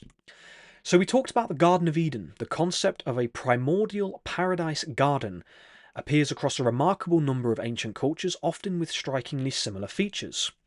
They speak of a pristine living condition for the inhabitants that boast idyllic conditions which favour a harmonious relationship between humanity and wildlife. Christianity refers to the Garden of Eden, Sumerian texts refer to Dil Mun, Garden of the Gods, the Garden of Hesperides, the Golden Age, and Paradisia. What if the truth of these tales is hidden in plain sight? What if for once we can actually nail down on a truth from our ancient past which applies to our immediate present? Which is a lot of what David was doing. So this is our recap, guys, for anybody who's watching. What if the Garden of Eden is a global garden which reunites all nations, all peoples, and all creeds under one unified, obvious truth? Now remember, so this week is fascinating because if we have people pushing back against monarchy, government regimes, digital ID, digital control, the next phase, whatever political party, whatever person you follow, whoever you resonate with, as far as I'm concerned, if they are not talking about the global garden, which is the one of the staples of the Bible, so the Garden of Eden, the Garden of Paradise, if we are not talking about that, it is not the solution. This has to be the conversation now. That means every single government, all people of all nations, all the corporations, or everything, if it is not talking about a mass restoration project of restoring our entire planet and all of in the appropriate land, we have obviously tundra and mountainous areas, which is a little bit different, although you get forest on mountains, right? If we're not talking about this, it ain't the solution as far as I'm concerned. And I'm happy to be wrong. So anybody, I encourage and I hope to the bottom of my heart, anybody can prove me wrong. To me, it's the obvious solution. So again, we, just out of respect, we understand perspective matters. So, we have to appreciate that from different perspectives, it's still the truth. But, I do love this image and I know people did before. Free Queen, good evening, Global Peace Meditation Community. Hi, James. Hi, Lucas, Annie, and Mammy Teresa. Thank you, Free Queen. That was really lovely. And I love the little node to my mama. I agree with you. Keep going, build it and they will come. I agree with you, Lynn, and thank you for being here. Thank you so much. Very kind of you. Katie says, just a suggestion, maybe have music in some way, maybe play your bowls. That's really a good comment, Katie, because I actually have it on my to-do list to maybe look at music. The only thing is with copyright, I haven't found a way to do it yet without it maybe affecting. And we're trying to keep as little technical difficulties as possible. But anyway. So obviously, we've got the source there. According to the Genesis story of the creation and the fall of humanity, rivers flowed out of Eden to the four corners of the world. That was a very important thing to me. The story of the Garden of Eden is a theological use of mythological themes to explain human progression, from a state of innocence and bliss to the present human condition of sin, misery, and death. Now, I don't know if you guys remember, but we discussed that to me, the word sin, and it's been like in the Neville Goddard books, it means to miss the mark. All right, so sin has a lot of negative connotation, obviously, for obvious reasons. A lot of the sinful behaviours cause suffering and pain to other people, including the individuals. but I prefer the idea that it's more appropriately translated from the words to miss the mark. Heather, thank you so much for being here. Welcome, welcome. Thank you for coming back. It's kind to have you here.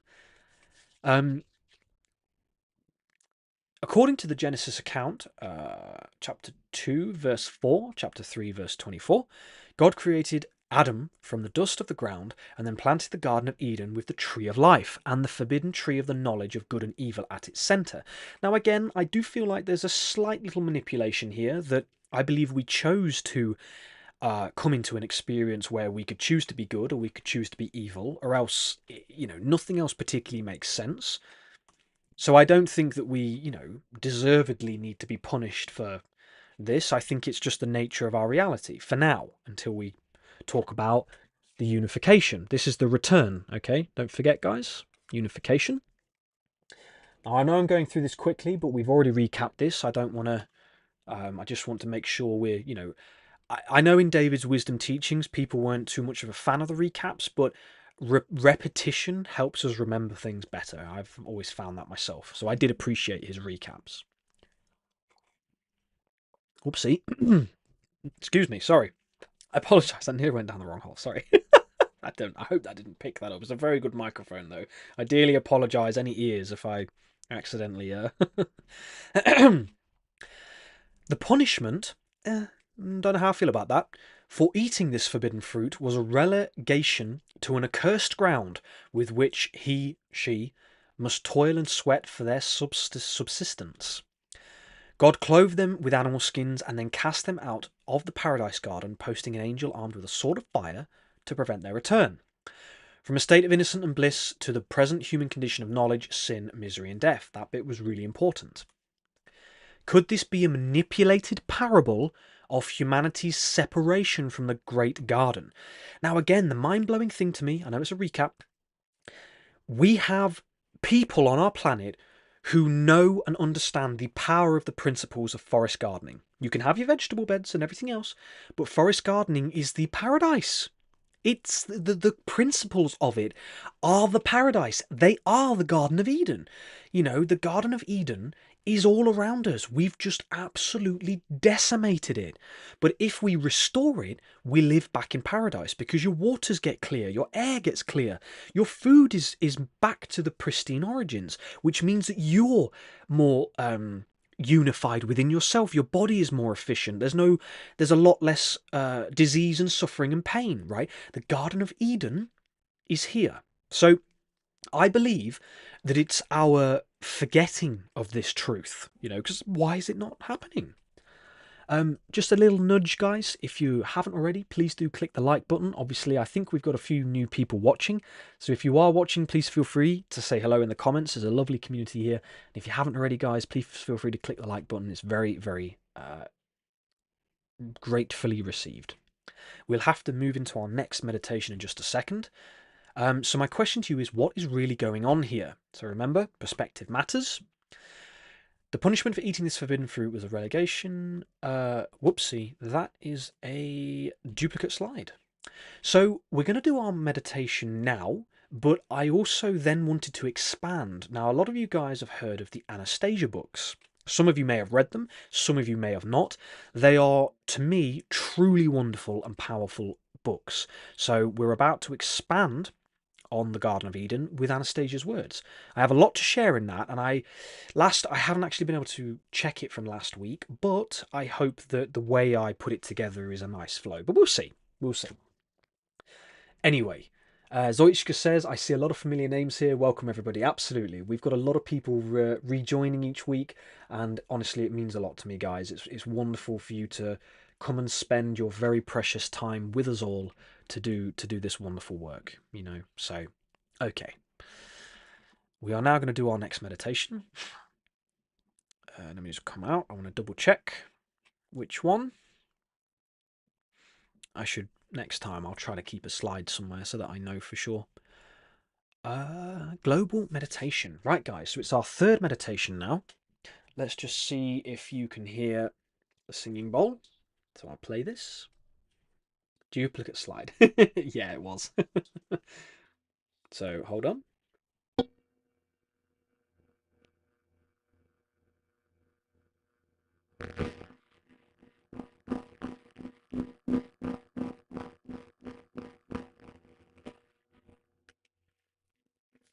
Hopefully that wasn't too loud, by the way. I didn't think about that. I'll try and I hope you can hear it again, but I'll play this a bit louder. Okay. All right, guys. So this meditation, we're going to be seeking to send our intention to those who are currently frustrated and angry with the world and what is happening. So I invite you to take a nice deep breath in.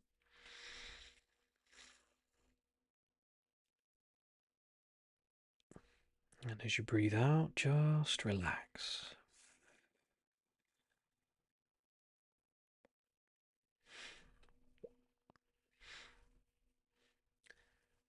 I know we're covering a lot of information at a relatively quick pace, so I feel it's very important to be able to slow ourselves down, bring ourselves into the present moment. Excuse me.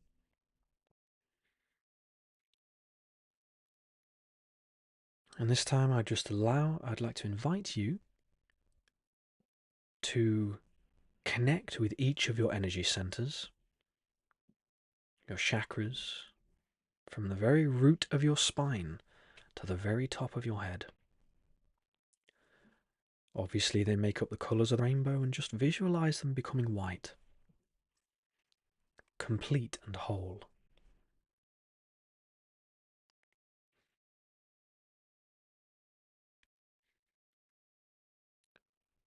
I'd like you to invite you to see this beautiful golden sphere of light just in the center of your heart.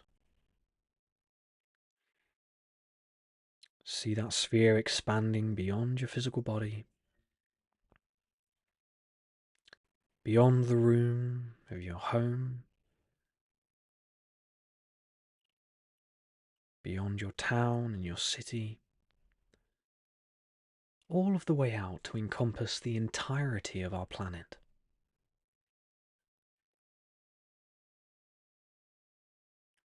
And I'd like to make that suggestion that our love and compassion, our kindness,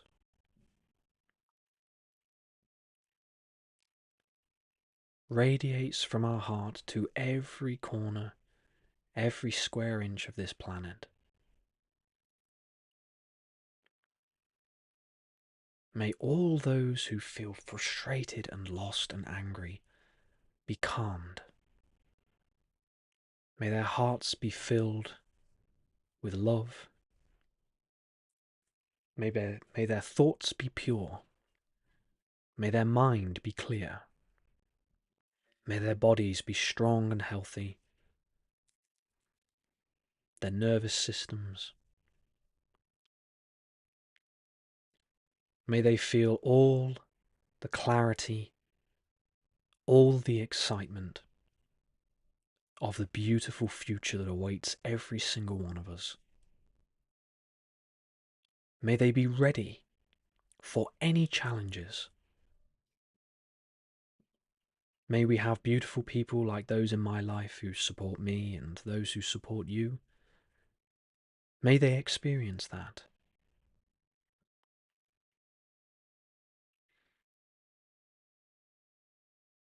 May all people find their purpose and what they want to offer and share the world.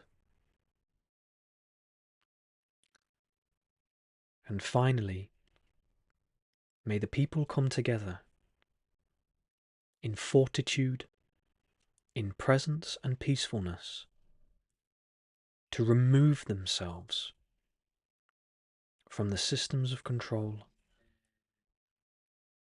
that have kept us feeling exhausted and tired. And may we see the control be removed from those who do not deserve to be responsible for the people, And may we see this beautiful event of all people coming together to place their hands in the beautiful soil of our Mother Earth. Danatho we are. It is said and it is good, my friends. Namaste and Amen.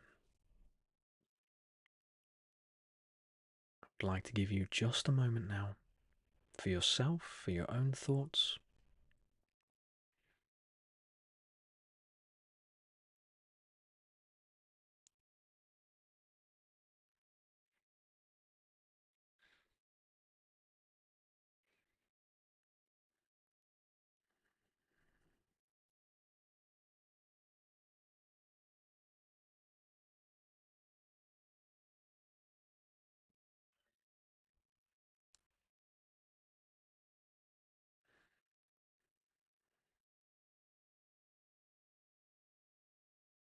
Okay. Alright, guys. So when you're ready. Ooh. Feeling the energy of that one. Absolutely.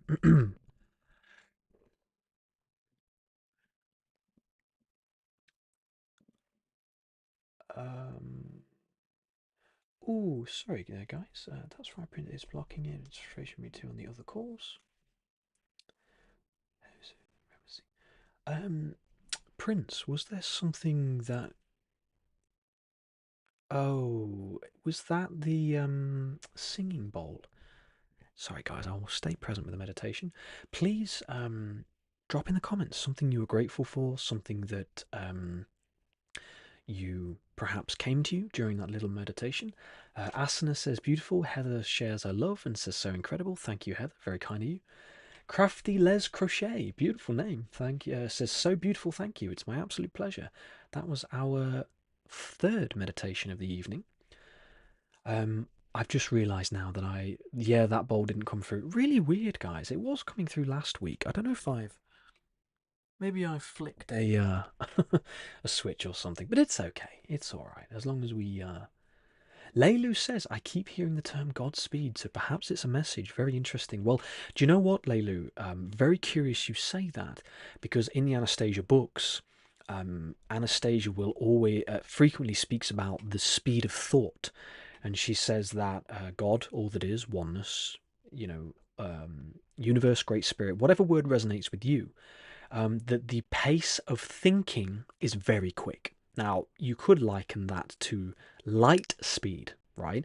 And what is light speed? Well, light speed is, if the pace of the thoughts of a creator is that fast and our reality is made in a holographic light state, wouldn't it be curious if that was very true? So, really interesting message you say there, Leilu. Perhaps there is that. Perhaps that Godspeed is to do with our thinking. I don't know. Don't know. Raina, is it Raina, by the way? Please correct me if I'm wrong. Raina says, please make more. Beautiful. Absolutely. Sue says, thank you for the beautiful meditation. It's my pleasure. Annie shares her love. Thank you. Crafty Les Crochet. Oh my god, I was just picking up the Anastasia books 2 days ago. Wow, amazing. That's really cool. Well, I do not have one available. Where is it?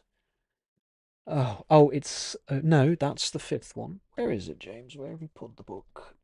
Oh, it's over there. Well, I did share it last week. I can't see one that's readily available here. My library and my room is all one thing at this point, so it's all sorts of things everywhere. But I will next week. I'll show you here. So let me come over to the slides. 1 second, guys. 1 second. Anastasia's thoughts on the Garden of Eden. So we'll come across. We'll go into our presentation. There we go. So that right there is book 4, which is co-creation. Now, I've read all 10 books. My dear brother Lucas was a pioneer of those books for 18 plus years. Maybe more now, because we've been saying that for 3 years. And so they're really, really phenomenal books, and they have a lot of curious information in there. I mean, you'll have to read them yourselves. Sometimes they're very difficult. So, okay, little disclaimer here. the Anastasia books, I mean, Lucas believes they're real, and so do I. But I like to always be the advocate for both sides.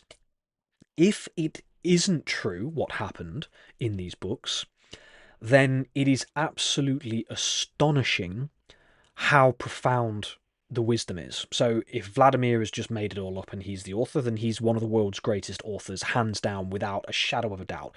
He genuinely and truthfully is one of the greatest authors on this planet, if not the greatest author, although that's a very bold statement. Why do I say that? Does that offend some people? If it does, I apologise. I don't mean it to. The things that are shared in this book are so obviously logical and so intrinsically connected to the restoration of this beautiful planet and all the goodness, and it's so obvious that it blows my mind. You know, it absolutely blows my mind. So, if it is true, incredible. If it isn't, incredible. Doesn't matter either way. Um, right, so let's have a look here. Did I miss any comments? Bradine says, last week I thought you had used a different instrument to strike the bowl. Very astute, Bradine. You are very, very, very astute. I love that. I did, and I couldn't find it. So I used this one. But I can't imagine that would make a tremendous difference. But maybe it does. I cannot find where where my striker is. So I'll have to find it. It'll be somewhere. Some probably dropped down somewhere. Um, Raina says, more meditations, please, in videos we can play, not live. Beautiful. Then I will do. Absolutely. I've really enjoyed doing meditations over the years. So I'm happy to do a load of those. I will, yeah, absolutely. I'll look at doing some. Annie says window shelf. Okay. All right. Well, if it is, then I can't grab it right now. Then fair enough. Okay. Thanks for that, dear. Suzanne says, yes, beloved Prince, I was doing my best to write loving, supportive notes to David throughout the show. I know you were, absolutely. I agree with you, even if you're talking to Prince. I was so concerned about him, felt time was of the essence, and he might leave us. Bless. Well, did I miss the comment from Prince? Sorry, my friend, I didn't mean to. I know there was a comment there. Sorry if I missed that. Leilu says, interesting, yes, I need to read up. Light codes are coming in too, according to several different voices. Very interesting. Yeah, absolutely. By the way, guys, just a very loving thanks to our moderators, Annie, Susie. I know Dee Fristow came back in. Very kind of you guys. And having a look up here as well. Yeah, so Annie and Susie, thank you for being here. It's very kind of you. Very, very kind. Sally Anderson, welcome. Thank you for tuning in. Great to have you here. Check to see if your computer is set to eliminate background noise. Good point. I don't know why it would have changed. I won't fiddle with that now because I don't. You never know if it might just implode. But I will double check that. Excellent point. Thank you very much, Sally. Good point. Jay Parson says, wow, I never personally came across anybody else who does the expanding your light and love field around the earth meditation before. That was cool synchronicity for me. Amazing, my friend. Well, that's really kind of you. I always, the way I meditate is I normally, quieten my whole body, my mind.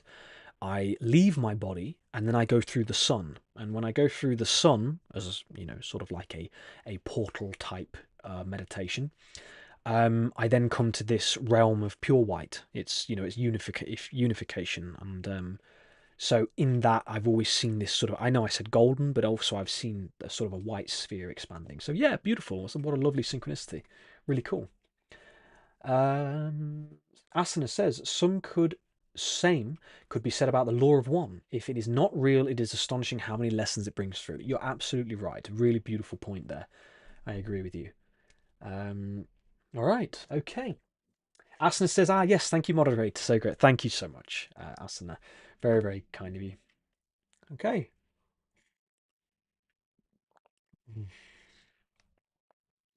Sally says, I've had trouble with Zoom doing that. Beautiful. I appreciate that. I'll check that afterwards. If that is the case, hopefully I can.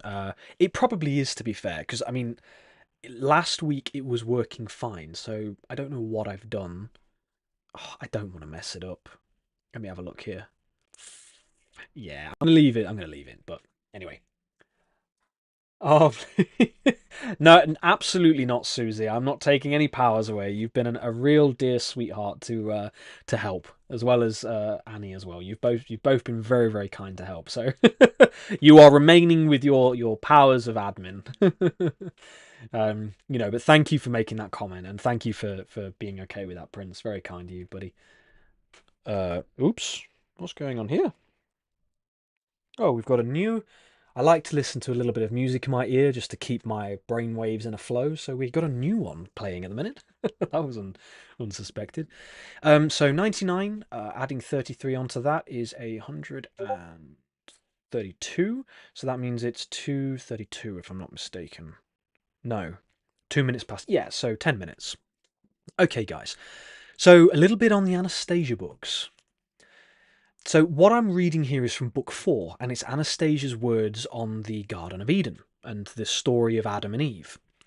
So in the universe, a new plan of existence appeared for the first time, a material plan, and how it did shine. Up to the moment the earth appeared, nobody and nothing possessed visible matter. It was a self-sufficient creation. Things that lived all around, things that grew in the ground, things that swam in the sea, and things that flew on high did not die or disappear somewhere. Even decomposition brought forth flies, and flies became food for other life, and everything fused together into a single magnificent life. In their excitement and astonishment, all the entities of the universe began looking to Earth. So these little snippets that I've taken from the books, because I've made extensive notes on each 10 books, and I've broken them all down for what's in them. I'm a very nerdy organizer like that. It helps though. Ironically, doing that years ago, it's so imperative for now. So what she's doing here, the beautiful part of this bit here is this: it was a self-sufficient creation. That's very important. And how all of the entities of the universe, so all the planets, all the beings, all the energy, started to look towards Earth with what was happening. With God, a sense of inner inspiration surged apace.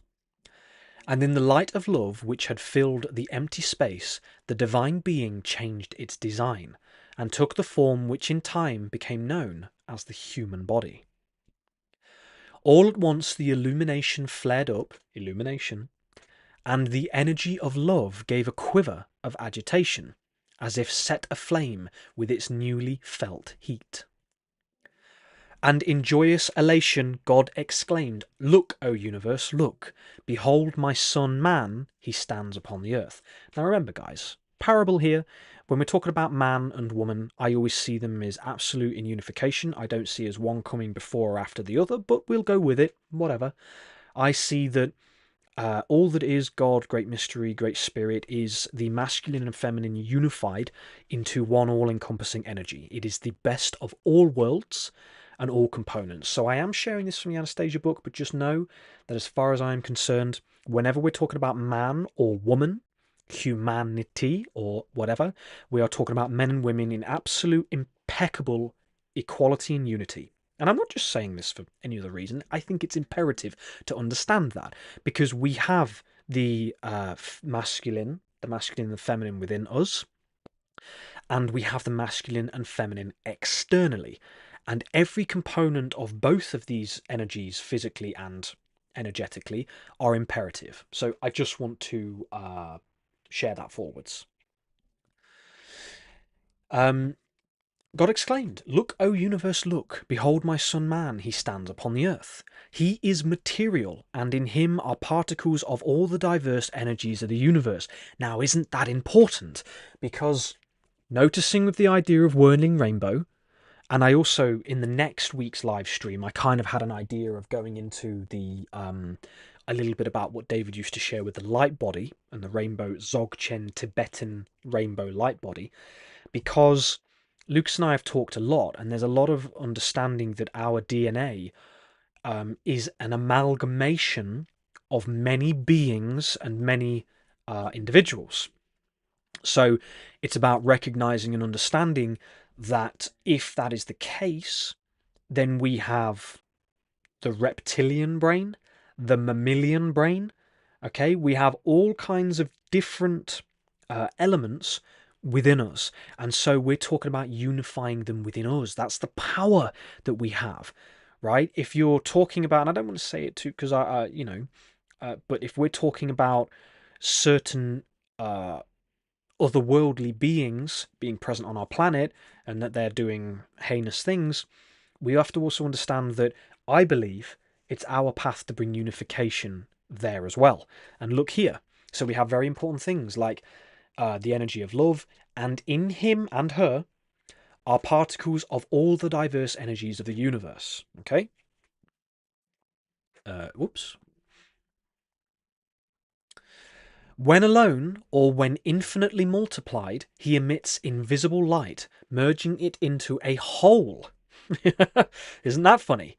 He will rule the universe. Now, rule is a very, I believe. So something came to me a long time ago. I don't fully understand why people use this sort of terminology. Love you, Vladimir and Anastasia.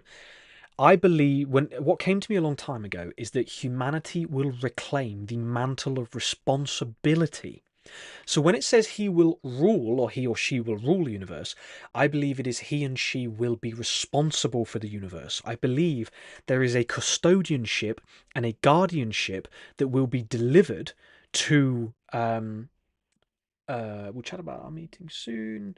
Wait, oh, sorry, guys. I believe that this is about understanding the unification and the responsibility that is brought forward by our ascension, if you will, or our reunification and our remembering, right? To remember something is to bring it back together. There was a beautiful way to articulate that, to remember something. I just visualize it like remembering is like coming together. It's like bringing pieces of something together. That's what remembering is. So the big thing that we're doing right now is we're remembering the global garden, the great garden, and we're remembering our place in it. Okay. So he will endow everything with the joy of life. I have given him everything that is mine, and will furthermore give him for his own all that may be thought at a future time. So again, we have this idea that you can do what I can do and better. So if we're talking about Yeshua, we are understanding again that Yeshua used to speak, Yeshua Jesus used to say, you can do what I can do and better. And when he's saying, I am the God or the Son of God, I believe the I am is capitalized. And that means that our inner imagination, our inner light, our inner unification is that I am. And that is why when we say Lord, and I don't want to upset anybody here, so just take everything I'm saying as absolute total nonsense, if you will. I'm absolutely okay with that.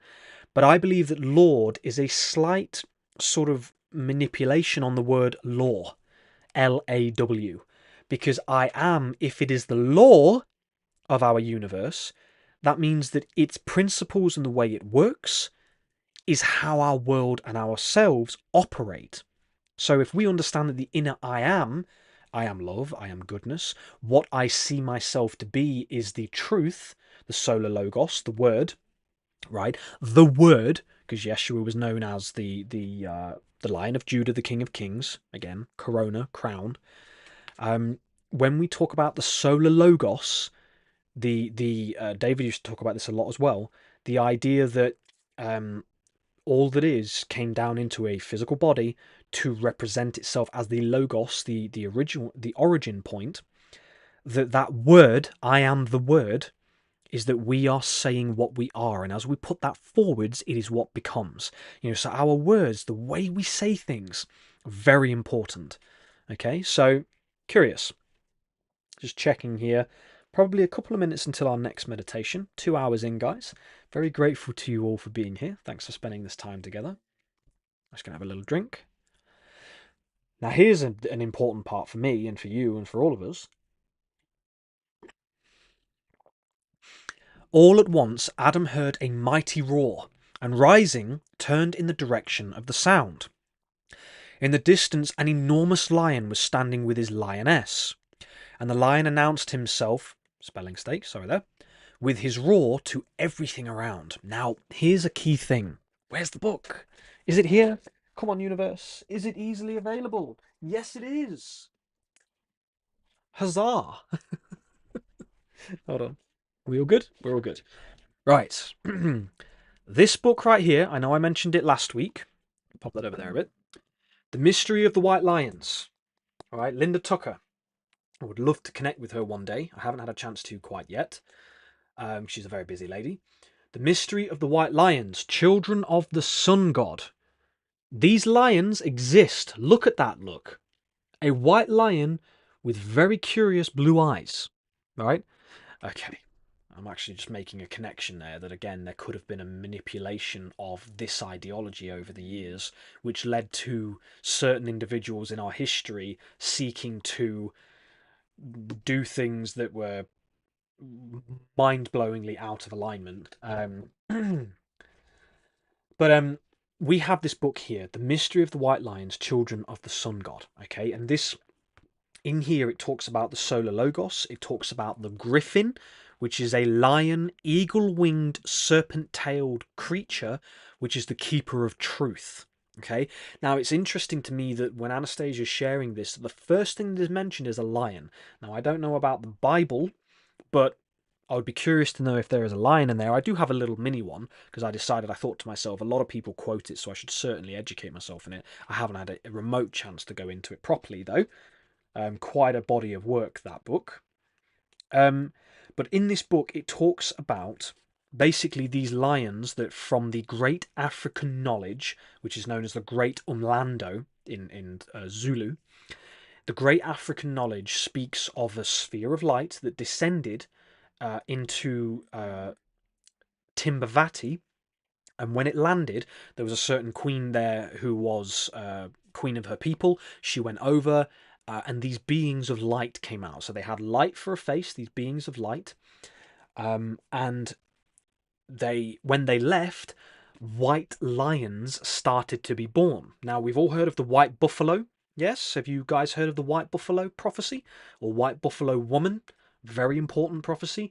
Have you heard of White Eagle, who is connected to Grace Cook, who's done a phenomenal amount of work over the years, and it's connected to the light in Britain, which is very much close to my heart.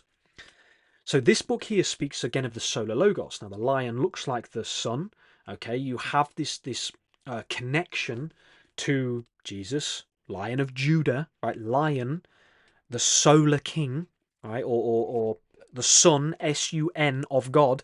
You have these connections to light, to the sun, to unconditional love. So I just find it incredible that right here, again, in the Garden of Eden, we're talking about the first animal that she's sort of fully mentioning. She did mention about the winged ones, etc.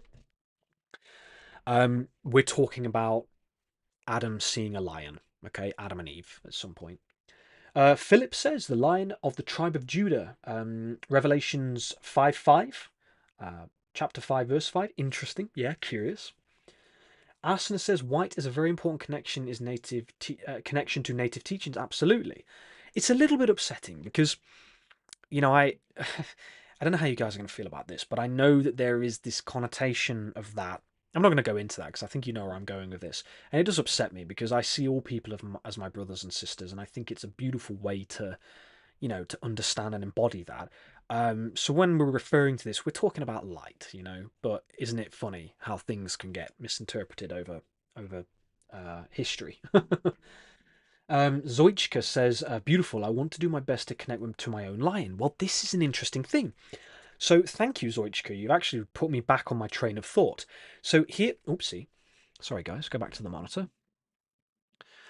So here we have, in the distance, an enormous lion was standing with his lioness, and the lion announced himself with his roar to everything around. Adam's gaze became entranced by the lion's stately and powerful stance, crowned by a bushy mane. No sooner had the lion spied Adam than the creature bounded toward him with mighty steps, the lioness right behind him. Adam could not help. Okay, do you know what that is? I was copying the sentences off of the PDFs that I have of these books, and it didn't copy properly, and I didn't have enough time to check the spelling. So apologies for that, guys. Adam could not help but be impressed by the play of their powerful muscles. 3 meters from the man, the creatures came to rest. Man's gaze caressed them, A feeling of delight was emanating from the man, while the lion, sensing the gentle calm, settled to the ground in delight. The lioness lay down beside him, keeping perfectly still, so as to not interfere with the warm and gracious light emanating from the man. Now, and woman, again, just please, I got to do that. You know, these parables and these stories, I don't know the truth of the origin of humanity. I wasn't there, or I was, but I've forgotten. We've all forgotten. We forgot, or, you know, some of you might know, I don't know, but I think we forgot. I'll always include man and woman. I think that is just, it's, what are we talking about? It goes without saying. It's man and woman, you know? Adam and Eve, whatever the truth is, man and woman, beautiful, two beautiful creations coming together to experience physical reality. It is exactly as it is. So going on Zoichka's comment there, the powerful thing that in this book, there are stories of African kings, okay, African kings, who would come face to face with lions. Linda herself had had this experience. And when they came face to face with these lions, they were unharmed because they did not face the lion with fear.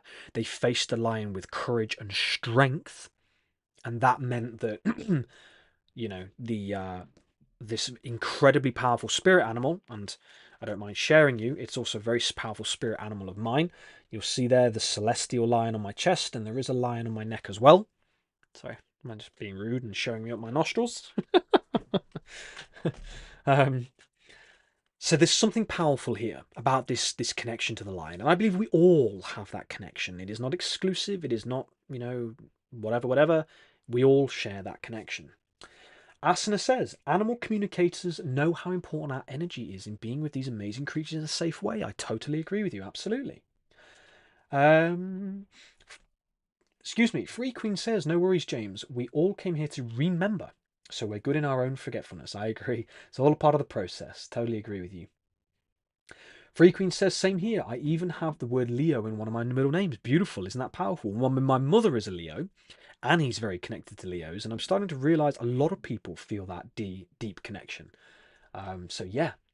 Nancy says, Samson and David killer one Bible. What do you mean by that, Nancy? I apologise, I've been rambling, so I might have missed what you meant there. Prince Royal says, maybe something similar happened to bears, and then we got polar bears. Maybe. Isn't he? Seriously, maybe. Isn't that funny? Could be, or it could be a genetic adaptation, but it is curious, you know, because here in England, we also have down south in Wales, we have a leucistic, so it's not an albino or an albino, we have a leucistic red kite, and that is what these are. So these lions, they're not albino, they are leucistic, and that is why they have these blue eyes and this interesting. There's loads. Timbavati, there's loads of. I highly recommend people buy this book. It's amazing. But Timbavati, Zimbabwe, and Great Zimbabwe and Egypt, sorry, they all have this connection to lions. You know, it's you know, you have Sekhmet, you've got the lions, the Sphinx in Egypt, which they has the pharaoh's face, but if you impose a proportional lion head onto the Sphinx, you'll see that it's actually a giant lion. It's not a Sphinx as such, or it was made a Sphinx later. Okay, guys. Deep breath in. I think we're ready for our fourth meditation, if you guys are okay with that. And as usual for this one, I would like to share my prayer with you. Okay. I'll take myself off for this one.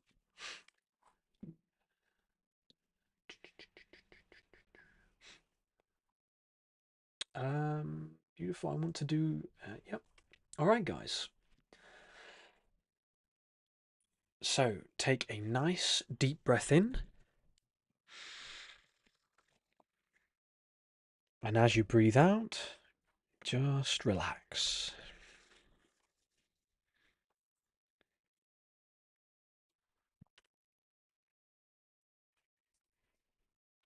Okay, let's bring ourselves into the present moment. Calm ourselves all the way down from our very energetic, fast-paced deliverance. Bring it nice and calm, become present, quieten your mind, soften your heart. And I just want to say I'm grateful for your permission to make this the 4th meditation. And so we are sharing the I Am With You poem. I give thanks to the people of plant and stone, to the people who stand where their roots have now grown. I give thanks to those who crawl and who creep, to those with fins who swim in the deep. I give thanks to great eagle and those with wings, whose wisdom and truth Father Sky brings. I give thanks to the chiefs of fire and air, of water and Mother Earth, whose healing I bear. Grandfather Sun and Grandmother Moon, you are the light and I am the tune. Medicine walks reveal what you give. The language of love is the reason I live.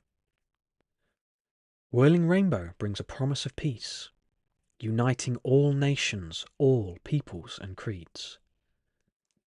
From our hearts to our roots to our crowns above, may we learn all of our lessons and be open to love. I give thanks to the directions on the sacred wheel, whose guidance speaks on the winds that heal. I stand for all that is right and true, so that your loving light may shine on through. The presence of Christ, or light, resides in my heart. May I forgive all those who miss their mark, as well as myself when I stumble and fall, and fail to uphold the highest of all. I walk this path in service to others, for nature, children, my sisters and brothers.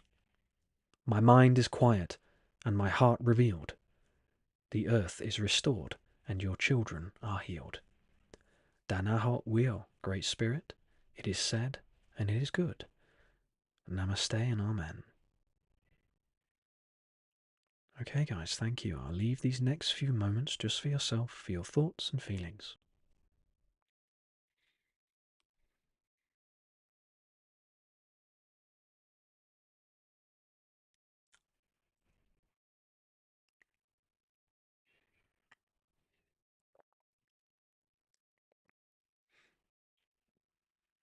Okay, guys. So when you're ready, please feel free to come on back. Thank you so much for your presence. Linda, thank you for tuning in. Celeste, it's wonderful to see you here. Thank you so much. Another big shout out to Celeste, one of our moderators, who herself is doing wonderful work in the world. So very grateful to Celeste and her presence and her light. Sue Skidmore says there are white eagles here in Missouri, leucistic. You have absolutely no idea how elated that makes me. I would adore to see a white eagle. So anyway, I don't want to rush out of that meditation too quickly. I apologise, guys. Please feel free to share anything you're grateful for, anything that came to you.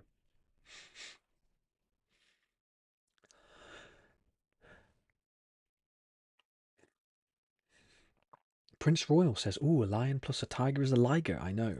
Do you know, for a long time I didn't fully appreciate the fact that they could exist, and it's truly crazy.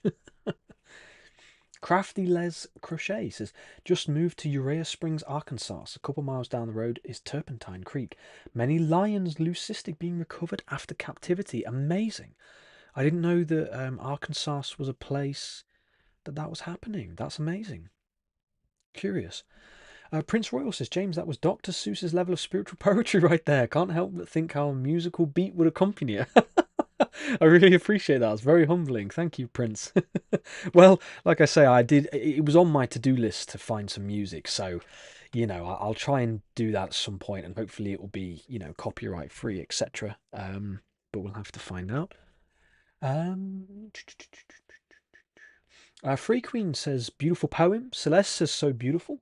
Gail says, "I love your meditation poem." Thank you so much. Very, very kind of you. You're welcome, Celeste. My mother says, "Beautiful, James." Thank you, Mum. Love you lots. And Asana says, "Crafty, that sounds amazing." Yeah, I know it does. Truly. I'm going to Google that, actually. Mental note. Annie, could you make a note, please, just for the Urea Springs, Arkansas, is Turpentine Creek, where they're looking after some leucistic lions. I mean, that's incredible. I would love to visit that. So we've got leucistic eagles and leucistic lions that you guys are telling me about. Really amazing and very prophetic. You know, this is important. These animals are coming forward for a reason. This is the power of nature. Um, Suzanne says these gatherings are nurturing us. So nurturing for us now. I agree with you completely and appreciate that very much. Um, and Celeste says, I'm grateful for safe spaces like this that you have created. Well, I'm very, very grateful for you for saying that, and we all have certainly created that safe space. You know, because again, comments, you know, that with everything that happened in the very, very beginning, there were a lot of people that could have come in and been very angry and very upset with what we were seeking to do, but we made it loving. I have had a look at Pixabay, Celeste. I'll have a look at that. I couldn't seem to find one that fully. I just looked for some meditation ones, but you still needed to credit it, and I didn't have time at the time. But thank you for that. I'll definitely check it out. Susanna Shaughnessy says, "Beautiful as always." Thank you. That's very kind of you. Um, and not marketing says, "Forgive all those who missed their mark, including yourselves." Absolutely. You know, that's. You know, when I put that forward because that's, you know, it weaves it back in because we're human, you know, and that's that process. So I wrote that poem. Well, when did I write it? March 26th. I wrote that because I needed something to ground myself in all of the truth that was presenting itself. You know, I wanted to make sure that I was remembering everything that was important. You know, and so things like the tree, the language of nature, the I mean, I've read a lot of books recently on Yeshua and like Anna, the grandmother of Jesus. I don't know if you guys have read that book. I will be honest with you. I don't like the second one. I think the second one got a little bit hijacked. Sorry if any of you appreciate the second book. But Anna, the grandmother of Jesus, really, really interesting book. A lot of beautiful things in there, really curious things. The second one, did not like it at all. I couldn't even get past the first chapter because of one thing that it suggested that I just outright didn't resonate with. And if it was true, then I just don't resonate with it. It's as simple as that. And you know, it's all to do with. To me, there is a. Anyway, I'll let you guys might be able to see for yourself. David Coron, James, your voice is very calming. That's really kind of you, my friend. I appreciate that very much. My dear mother did send me my microphone from hers, so I was able to upgrade it. The very first live, the audio was a little bit, yeah, it wasn't too good. Celeste says, love Anna, but agree, prefer to stop at the first one. Yeah, it was, you know, just the way when I went into the, the very first beginning part of it, and I have to admit, I send love to whoever the lady was. The lady who joined her, it didn't feel right. And then when they were doing you know, it felt like when, how ridiculous. Celeste, Suzanne, Mother, could you share with me the author? How silly is that? David would have known. Remind me of the author, please. Anna, come on. Anna, the grandmother of Jesus, written by. It's gone out of my mind. Anyway, Claire, Claire, Claire Hartsong. Gotcha. I got it. Claire Hartsong. The lady who joined her and what happened between them, it just didn't feel right. It didn't feel right at all. You know, and it felt like that second book had undone all of the beauty that the first book was talking about. And if it was true, which it can't be, that was what came to me. It can't be true because you're immediately it's inflicting pain to somebody, so it can't be true. Anyway, I won't go. Thank you, Nancy and Suzanne. Appreciate that very much. I got it in. It came to me in the end. Excuse me.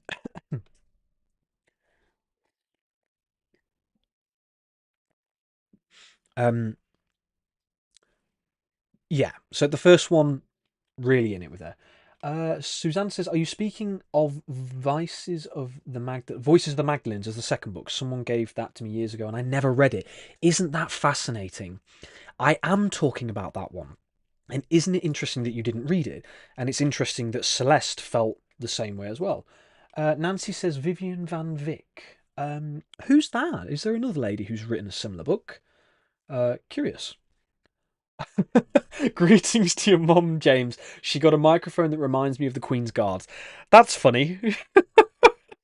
Does a bit, doesn't it? Maybe it's my royal sentry looking after me on the horse. That's really funny. Um, but yeah, so basically, I mean, I'll share with you. In the second book, it refers to, there's this whole thing, and there's a channeling, and then she stands up and she sits up and she's screaming, and then the whole book is going into this, like, what was the actual situation between Yeshua and Mary and Mariam and all of the other individuals of that story, and it just didn't resonate at all. Have I missed any comments? Bridine says, I had just last week heard about Turpentine Creek and the White Lions. Excuse me, guys, I apologise. Fascinating. Free Queen says, I got a lion in my pocket and baby, he's ready to roar. Currently playing in the jukebox of my mind. Love that so much. Suzanne says, there are so many Susies, and Suzannes. In the live, do you mean? Well, yeah, we've got all the beautiful Susies in today. And Shwadavi says, your heartfelt poem expresses how I live each day, becoming grateful for the blessing for each breath to have this life. You have such a beautiful heart, James. Thank you for sharing this. Very kind of you, Shwadavi. Thank you. It's beautiful words. Very kind of you to share. Right, guys. So that one was at 6 minutes past 2 hours. So we're on track for 6 minutes past 2 hours, 3 minutes past 2 hours, and three goes top. We're already nearly the next poem anyway. I need to crack on, don't I, guys? Right, Anastasia. Okay, let's come back. Let's have a look here. Present and full monitor. Okay. So we will come back. Suzanne says your mum did an excellent job raising you with a beautiful balance of divine masculine, divine feminine energy and expression. I appreciate that very much. And I'll pop my camera on here so you can have a look at me. My father did the same. My father has been a very strong masculine presence in my life. And so a lot of what he used to share with me and a lot of the things that he used to do for me as well was, equally powerful. I have to admit, though, my mother does have angel wings, so does my dad. He won't like hearing that, I don't think. But my mother, yeah, she did a phenomenal job. She has worked very hard in her life. She has faced tremendous adversity throughout her life and faced it all head on. And her love for her mother, my nan, is equally as angelic and powerful and beautiful. So, like I say, I do have incredibly beautiful women in my family. My mother, my nan, my auntie Julie, really beautiful souls, and they led by example, and I listened and I watched and I paid attention, and I'm sure that energy plays its role in me. So this is the power of the divine feminine and why it's so imperative, which is why I don't fully resonate with, even in the Grace Cook books, there's a lot of reference to he and him, and look, I'm not trying to be, again, the world has become a little bit of a prison with how you say things, because it's like, but from my perspective, it's just that the power of the man and the power of the woman is so imperative, because when they come together and as they are as themselves and as we all are within ourselves, it's what brings that unification. It's what brings that balance, that peace, that assuredness. It's just powerful. Really, really powerful. So you've got the masculinity, which is the strength and the courage. You've got the femininity, which is the love, the compassion, the patience. And remember, that's not exclusive to a physical man or a physical woman. That's what we all have within us. So okay. No sooner had the lions. Have we read this? Yes, we have. Adam was interested in everything, each blade of grass, each intricate little bug, the birds in the sky above, and the water. The first sight of a stream, its transparent running water sparkling in the sun, filled him with wonder and admiration, and in it he could behold life in its infinite manifestations. Now, this is really curious. Another sentence that came to me years ago that I kind of had channeled to me was that humanity's future is the finite studies of the manifestation of physical reality. Okay? The finite studies of the manifestation of physical reality. So I just really loved the way this was worded in this book that we have in book 4 of the Anastasia books, that its transparent running water sparkling in the sun filled him with wonder and admiration, and in it he could behold life in its infinite manifestations. Can we not do the same ourselves? Is that not possible? I'll take a drink here. It's the only problem. I have to close my window over here, so because it's a very small room, it can get a little stuffy. That's probably why you can hear my being a bit stuffy. And it was with a great sense of delight that Adam drank from the water of the stream. And I love this description because I have had the privilege of drinking from certain mountain streams, and it's incredible. Even down in Glastonbury, you have the spring. I used to go and get giant glass demijohn jars, and I would fill them with spring water and bring them back. Now, they are a nightmare because they smash so easily, but you can put the spring water in, and as long as you cover them really dark, you've got beautiful water for ages, because tap water is completely and utterly diabolical. I've done distilling. My mother does this as well, distilling the water, and when it's finished distilling, it's just black goo at the bottom of the thing. It is truly gross. Okay. So hold on there, Anastasia. You mentioned him drinking, but did Adam eat anything the whole day? What food did he eat? This is Vladimir talking. All around him were a multitude of fruits with a variety of tastes, berries, and edible grasses. Excuse me. But during those first days, Adam felt no sense of hunger. He remained satisfied with fresh air alone. Now, I find this interesting. Wait for this. With fresh air, but you can't live on air.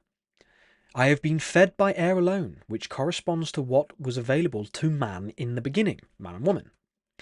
Adam was born in a marvellous garden, and the air surrounding him did not contain a single harmful particle.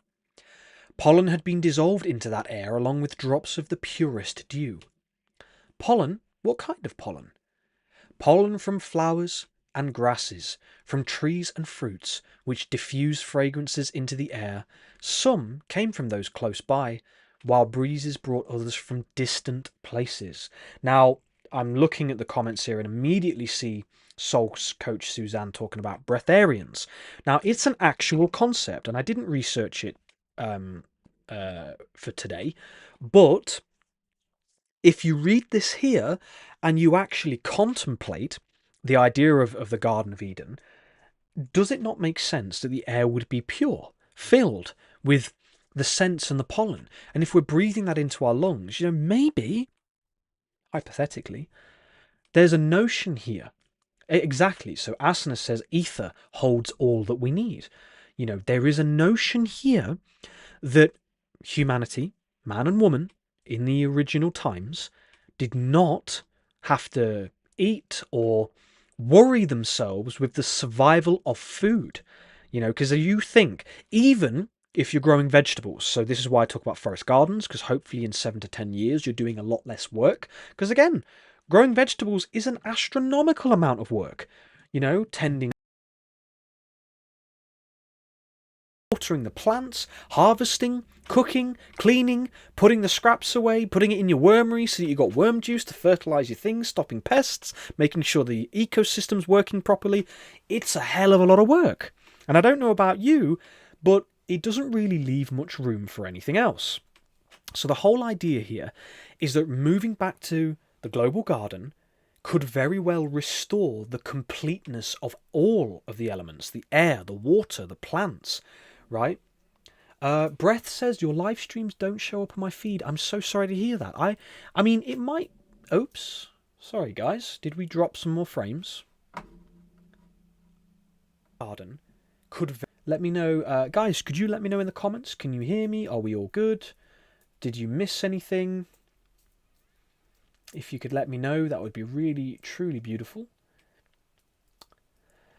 Suzanne says, having to feed ourselves began when they hijacked the planet from 5D and took us down to 3D. Yep, that makes a lot of sense to me. Asana says, just for a moment, no worries. Okay, well, hopefully we're good now. Good now, you're back. Beautiful. Thank you, guys. Very kind of you. Thanks for letting me know. It was very brief. Okay, beautiful. All right, then. Nancy says, okay, thank you so much. And Nancy? 5x4 sound is fine. Beautiful. Good.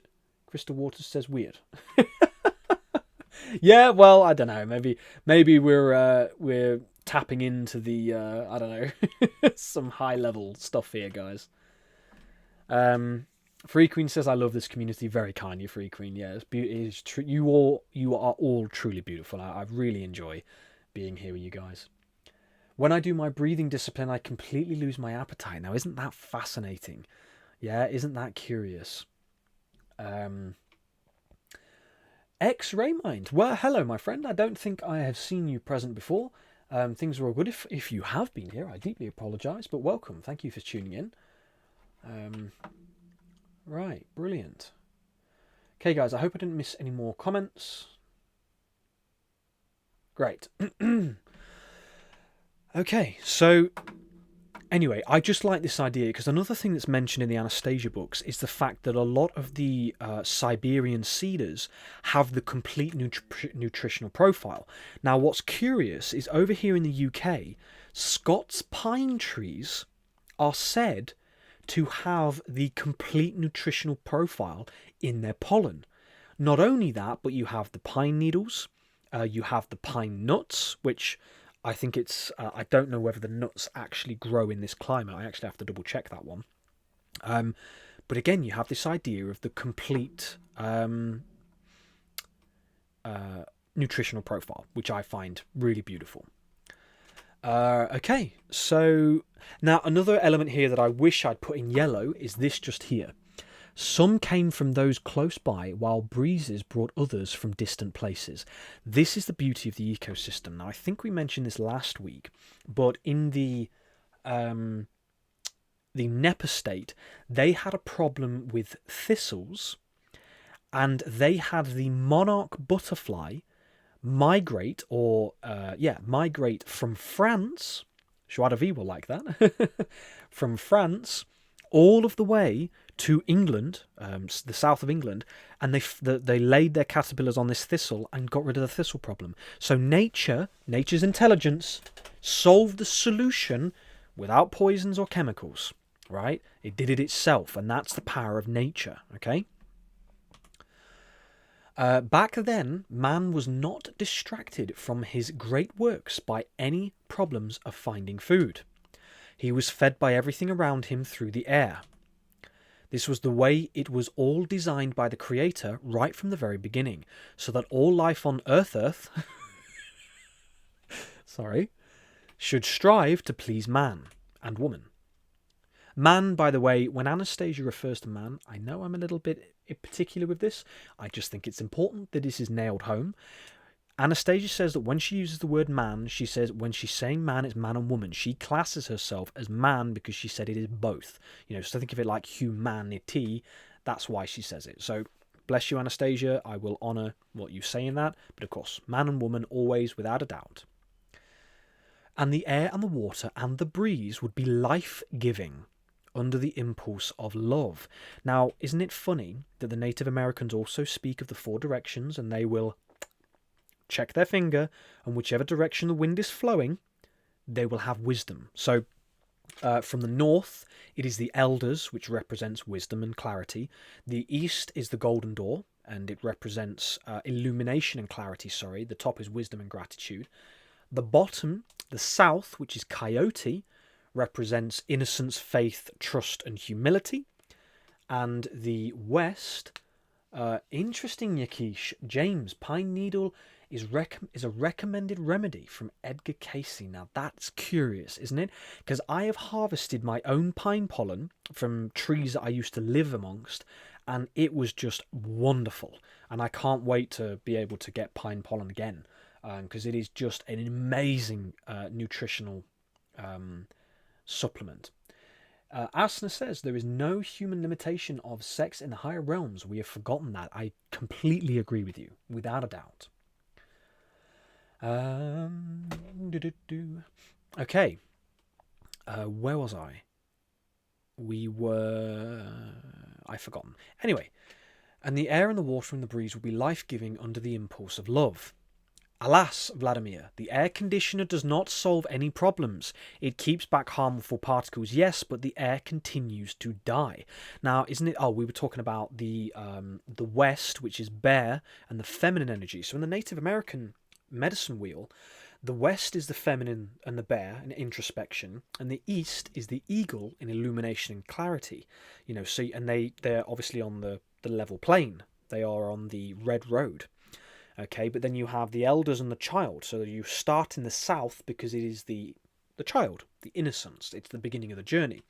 You start in the south, go round to the west, go up to the north, become an elder, and you pass on the blue road of spirit to the east, which is the golden doorway. Isn't that funny? Golden door, the sun, could be, the light. And then you're reincarnated again, should you choose, back into the south, where you become childlike and innocent. And once more, Zoichka, I have always had a special connection to bears. That's very interesting. Have you ever looked into the fact that King Arthur was known as the Great Bear? Because there is the King Arthur's Wheel in the sky, which is the Bootes constellation which surrounds the North Star, and it's known as Arthur's Wheel. So if you have a big connection to bears, you might recognise that you have a connection to King Arthur as well, which is really curious. I know that Annie has a bear jumper that she wears with a big bear on the back, which is very funny. Sorry I haven't been checking the comments out at the minute, guys. I just wanted to make sure we got through a bit more of the content this week. Oh, Breath of Light says... Breath of Light's also a beautiful name. I can hear you very well, however I have to search for your live streams every Sunday. I assume they would pop up in my feed. Well, have you clicked the notification bell? So for everybody who's watching, this might be a good time. When you subscribe, there's a little bell icon, and if you click that, you can say get notified, and then if you're not already, you should get a notification the second that I go live. So if that helps, I hope so. You'll have to let me know. And so, by the way, guys, if you're willing to do so, please feel free to hit the like button. Of course, it helps a tremendous amount, and maybe there are other individuals who used to really enjoy what David used to share who'd be interested in coming to see what we have to say and what we're all about. You know, I know that if we enjoy it, there's probably quite a few other people who would enjoy to be a part of what we're doing as well. So, like I say, you'll have to let me know, but if you could hit that like button, that would be really gratefully received. Asana says, yes, nature knows the way. Absolutely. Zoichka says, we have monarch butterflies migrate every year in California. They are beautiful. Absolutely. Celeste says, but I keep my when I sing light language or do healing on others, I am starving after. Interesting. But I keep my meals light, fruit and vegetables and nuts. Yeah, I resonate with that completely. Well, that's the beautiful thing, Celeste. You're clearly doing a lot of beautiful work for people, So, I'm sure that your physical body is more inclined to a light-based reality, is in the sense that, fifth dimensional, the light, the place that we're going to. So maybe, there's that part that because we're in a third dimensional reality. Do we agree? Maybe, maybe not. Maybe there's a bit of, recharge that's required. Okay.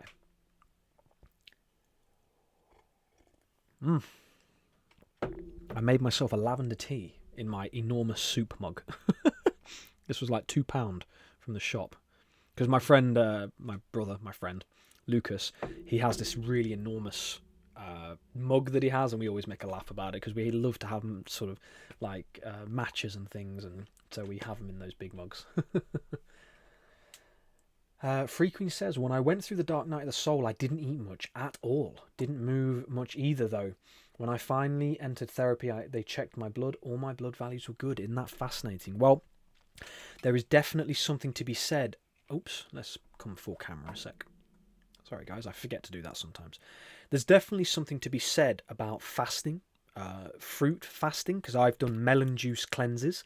So I did a melon juice cleanse for 21 days, where I did not have any food at all for 21 days. And I have to admit, I felt absolutely clear as day.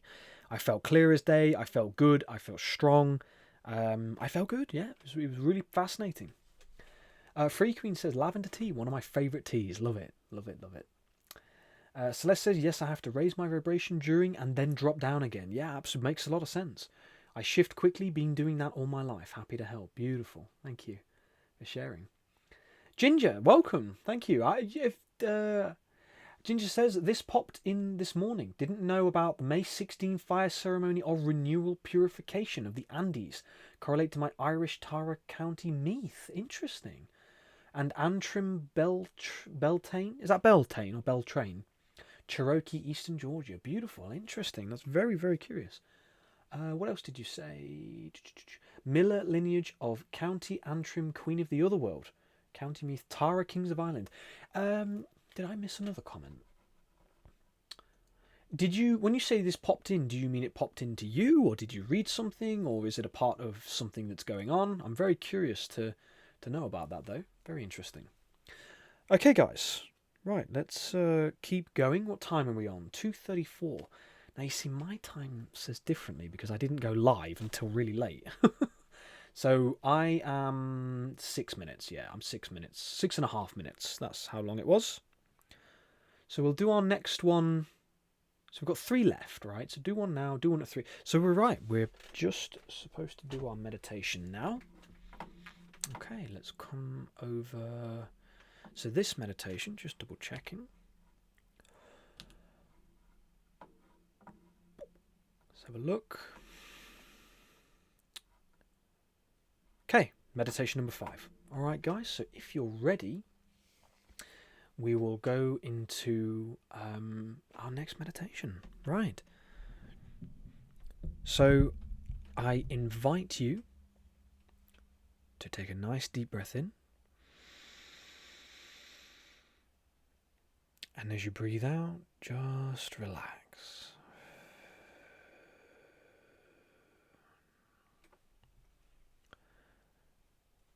So in this meditation, I'd like to suggest that we focus upon the restoration and peace of our beautiful planet.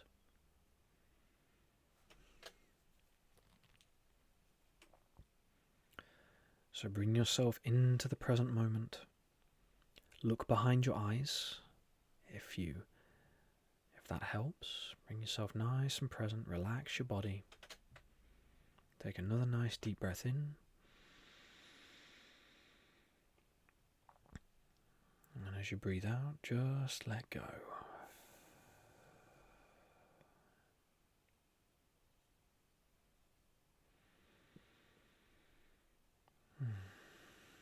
Okay.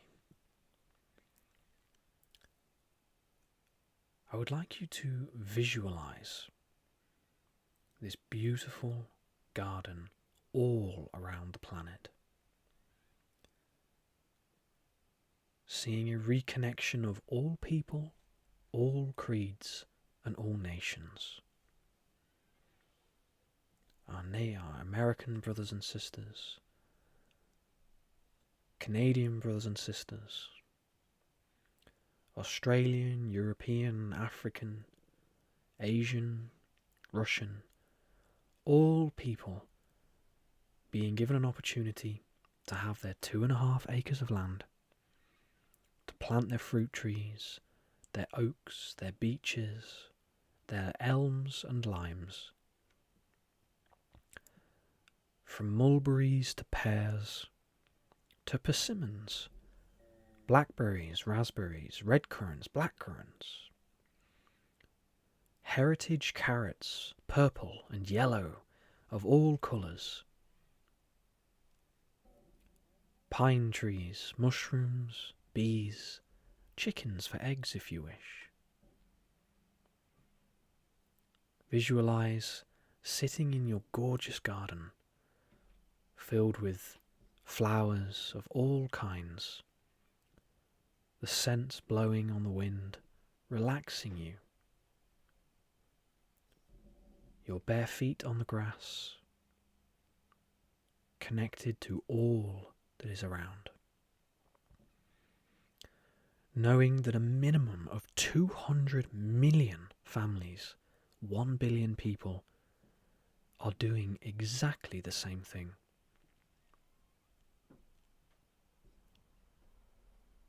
The root systems are reconnected. The mycelium has come together. Our insects are repopulated. Our mammals are healthy and whole. And we wake up in the morning knowing that there's fruit on our trees, and we can have an entire meal just by walking around the garden. Berries and nuts by the handful. Hundreds and thousands of apples, all at our fingertips. Green highways connecting villages where people can walk from one village to another and have a full breakfast, lunch and dinner from every tree and every species, and all possible because our beautiful earth has been restored. I'm imagining David now in his beautiful words of, isn't that nice? It is nice. It's lovely. Danaho Wio, my beautiful brothers and sisters, it is said and it is good. Namaste and Amen. I'll leave you for just a moment now for your own words and your own thoughts.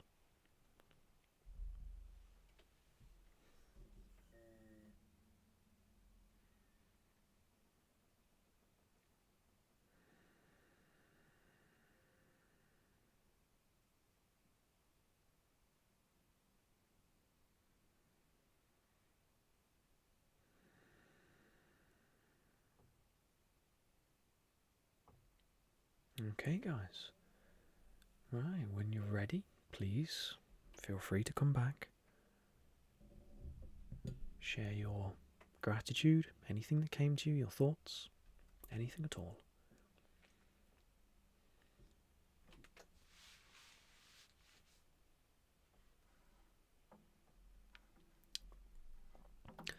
Okay, I'm just going to, whilst I'm waiting for you guys to come back round, I'm just going to come back to our slides.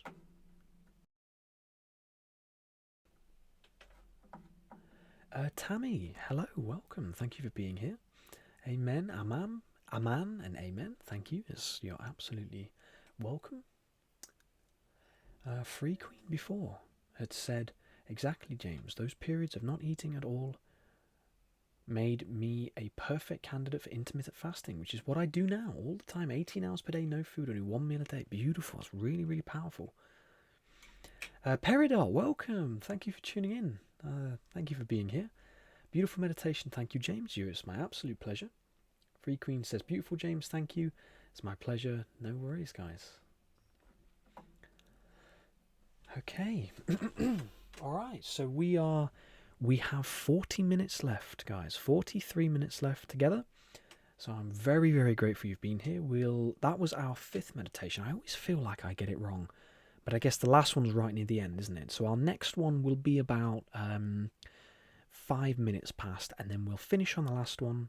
Oops, the signal's dropped a bit. That's a 2-bar signal. Are we all good still? My Garden of Eden would be free of weevils, aphids, mosquitoes, wasps, and spiders. All that's welcome, though. Don't judge me. It's my garden. I hear you, Prince.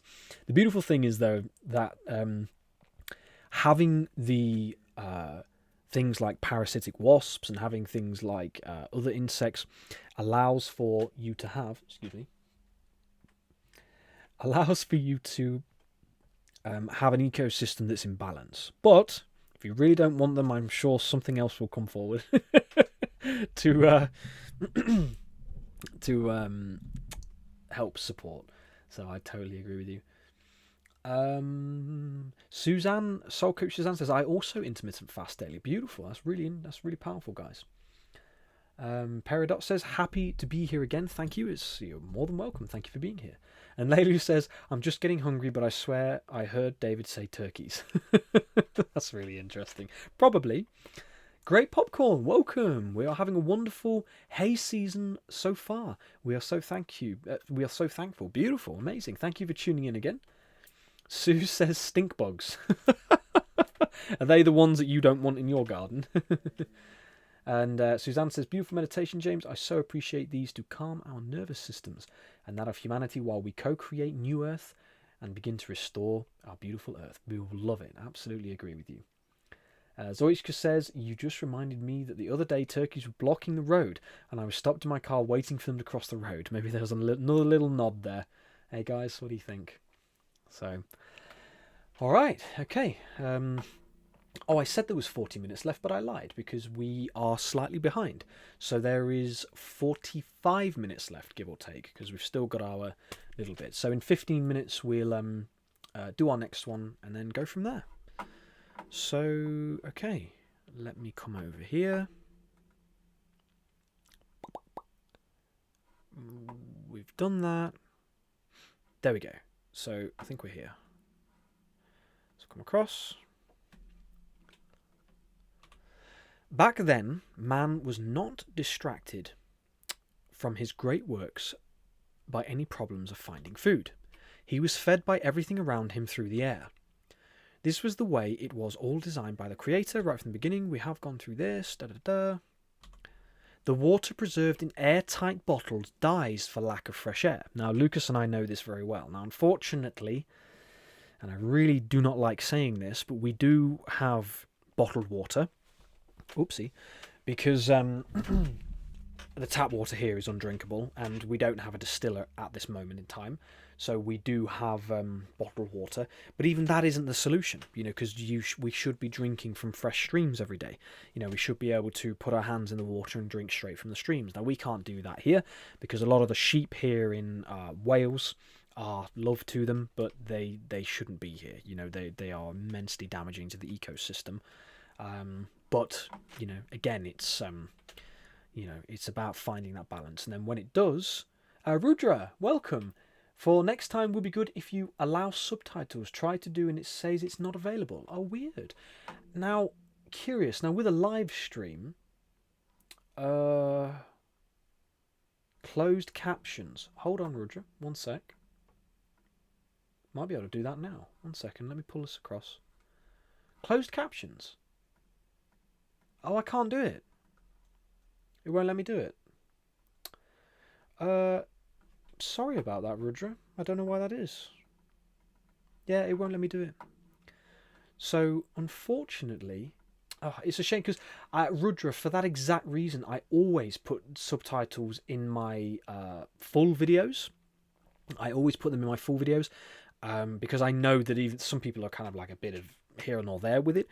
But I like to do that because if people are, you know, if English isn't their first language, I'm not saying that's with you, but if English isn't their first language or they're a bit more hard of hearing, then, you know, it's nice to do that. So I'm sorry that that's the case, but I'll try to fix that next time. Maybe I'm not eligible, I don't know, but it won't let me click. It does say closed captions, but it won't let me open it up.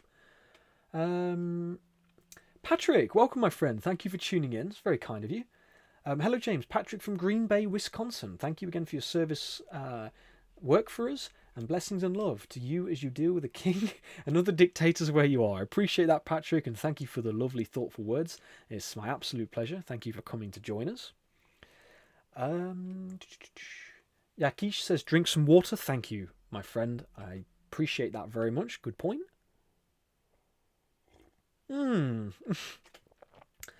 Gail says, James, you are the best host I have ever experienced for keeping up with the comments and making this experience so interactive. Thank you for sharing your time and knowledge with me. Bless you, Gail. That's a really lovely thing to say. Well, you know, like that, ironically, this is what I enjoy the most about this. You know, I really, I enjoy chatting with you guys. You know, you look at there's so many interesting things that we come up with together, you know. Like earlier we were talking about leucistic lions, all kinds of things, you know. So yeah, that's a really lovely comment, and I appreciate that very much. Brizzy says, we are so grateful for our artesian well over here in Maine. Ah, beautiful. Do you know what, Brizzy? I don't even know what artesian means. Would you be able to share what that word means? Because I know of the word, I just don't know what it actually means, which is interesting. Asana says, yes, redwoods are what we have of the old ancient forest, and aren't they gorgeous? Absolutely beautiful. Bless you, Patrick. Thank you for that. Very kind of you. Yeah, it was interesting. A lot of people had that with the Wilcox and Cock. It was always CK. You know, I think a lot of people who are coming across him, I think it's an easy mistake for people to make. For whatever reason, it's very curious. But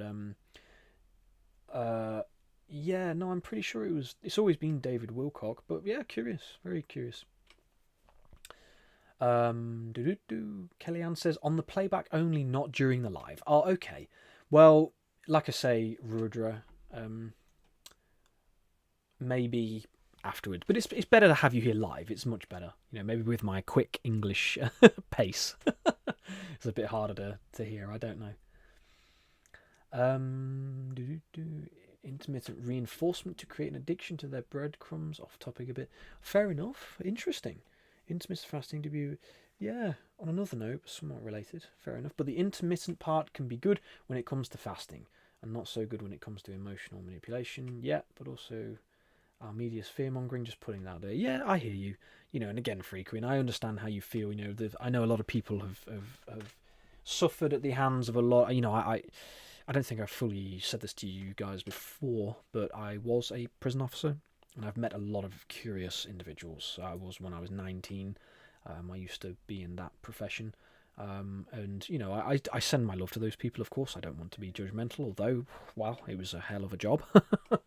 It was a very, very, very interesting job, and I was there for about a year. But, you know, so I understand people of that certain, you know, nature. But again, we just got to put our love out there and hope and trust that people, you know, they come around to love. And my name is Wilcock's son. That's really interesting. That was really interesting. Really nice. I love that. Thank you for sharing that, Popcorn. All right, guys. So let's keep going. Now, first of all, full disclaimer. Let me just look you in the eyeballs as I say this. Full disclaimer. My knowledge of ancient civilizations is not even a breadcrumb to the knowledge that David had, or my brother Lucas. It's something that I certainly need to brush up upon, but I did want to go into some of the ancient civilizations and the reasons why they supposedly fell, right? And it's fascinating when we do this. So the first civilization I wanted to go into is the Sumerian civilization. Now this is, from what I understand, a lot of people seem to believe that Sumeria was one of the very first civilizations. We have Atlantis and Lemuria, and probably many civilizations before that as well. So let's just go with what we can.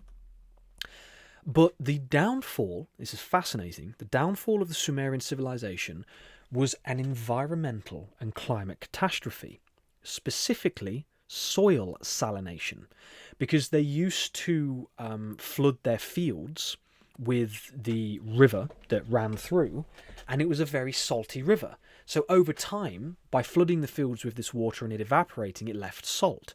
Now, I know a lot of you guys will probably know this, but too much salt in the soil is toxic, and crops won't grow.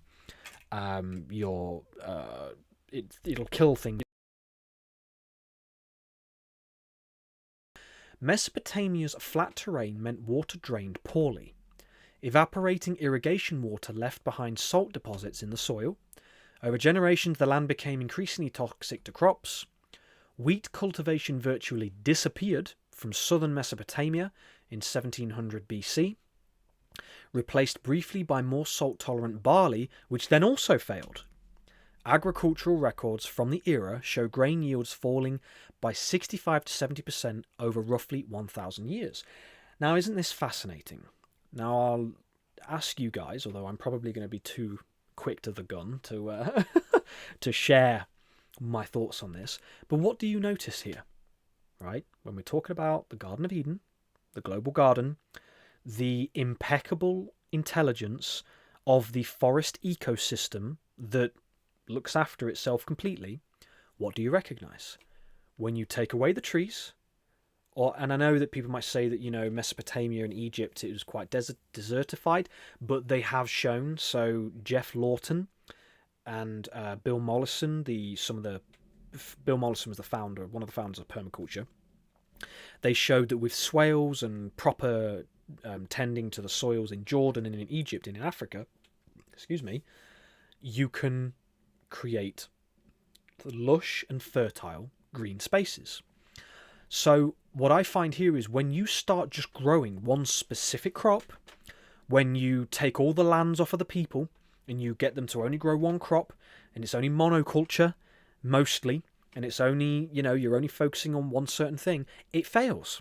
And the Sumerian civilization is not the only one that fell because of this situation. So we're learning something here. What are we learning? Monoculture agriculture, industrial agriculture, which we're still doing today, does not work. Because what happens is when you're growing only one type of crop, or you're growing only one thing in your farming, doesn't work. And so Asana says regenerative farming is the key to being the stewards we are called to be. And I agree with you. And see, the only thing with regenerative agriculture, because it's absolutely a component, I would still suggest that forest gardening is that one step above regenerative agriculture. Because what it does, you could say that, regenerative agriculture is absolutely the same. Really, truthfully, I think that is the case. But we've got regenerative agriculture, permaculture, and forest gardening. And I think they are all different words to say the same thing. Because we are purely using the principles of the forest, the garden. That's the key component. Okay? That is really the key component, is that we're using the principles of the forest ecosystem, the forest intelligence, to specifically and intelligently design our gardens to mean that eventually, over time, we have a lot more hands off. And I will, in next week's stream, we're going to go into the rainbow DNA, hopefully, and I want to go into the mechanics of the forest gardens. We can start talking about it. We'll share them there. Andromeda, welcome. Sorry I'm late today, not having a best day, bless you, but I will watch the rest of the replay. Bless you, James, very interesting live stream. Andromeda, I really appreciate that, and thank you for being here. I send you my love, and I hope that you are okay. I know that some days can be really tough, so I hope you're doing well. We all send you our love, and thank you for, you're here. Like Asana says, perfect timing. You're right here. And Suzanne says, divine timing, Andromeda. I completely agree. Nancy says, do a duo presentation with Lucas. I've actually said this to him. I really have. Even if Lucas popped in, maybe to sit with me, because we live together. So maybe Lucas popped in and he did a little bit of a talk. Maybe we could do some slides. If you guys were interested in that, yeah, maybe we could. Maybe we could. Asana says, love reaches to all depths of this realm. Prison is no expectation. I absolutely, completely agree with you. With 100%. Okay, guys. Right, what I think we'll do is maybe, I do want to read the poem though. So in our last meditation, I think that we'll probably do 6, because you know what I'm like. I always end up missing the timing of this bit. We'll do our last meditation by reading the poem and David's as well. So we'll kind of blend them together. Prince Royal says, Guru Rinpoche, rainbow body. Curious. Are you replying to somebody, or is that from what we're talking about? Because I would like to go into that. David talked about it so much in his wisdom teachings, and I know he still went into it in his lives, and I need to refresh my mind with that. So, yeah. Okay.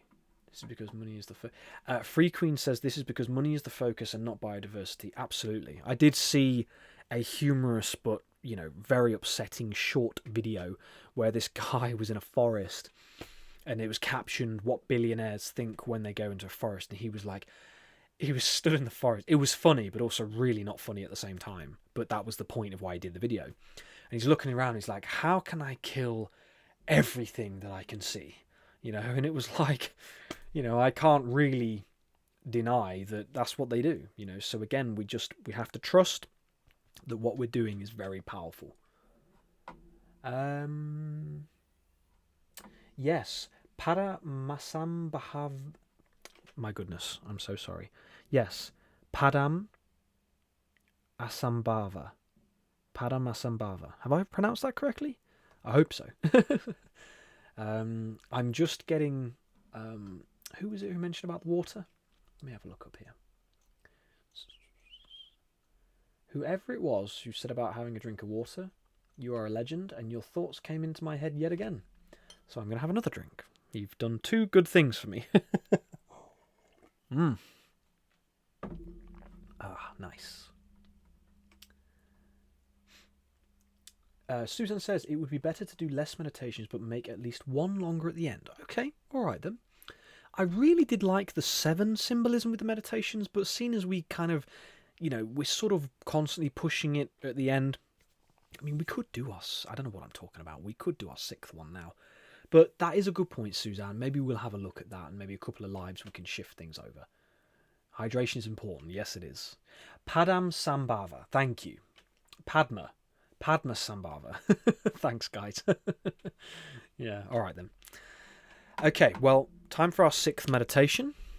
All right, let's just quickly... So we're going to do our poem now, and after the poem, we're going to do again our personal strength and courage.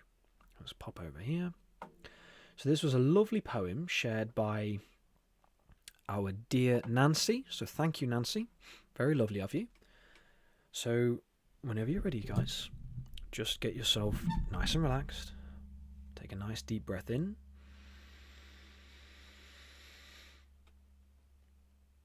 And as you breathe out, just relax.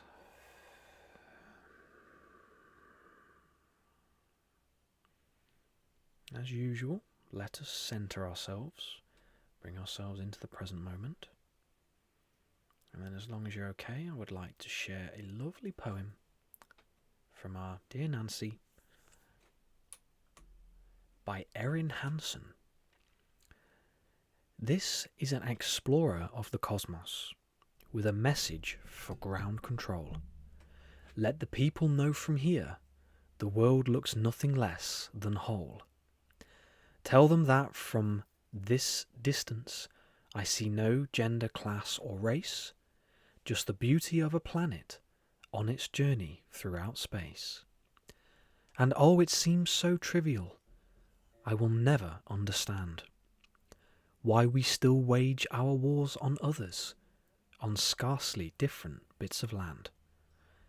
I cannot see all your possessions, or how much money you may own. I see what anybody else would. I look down and I see my home.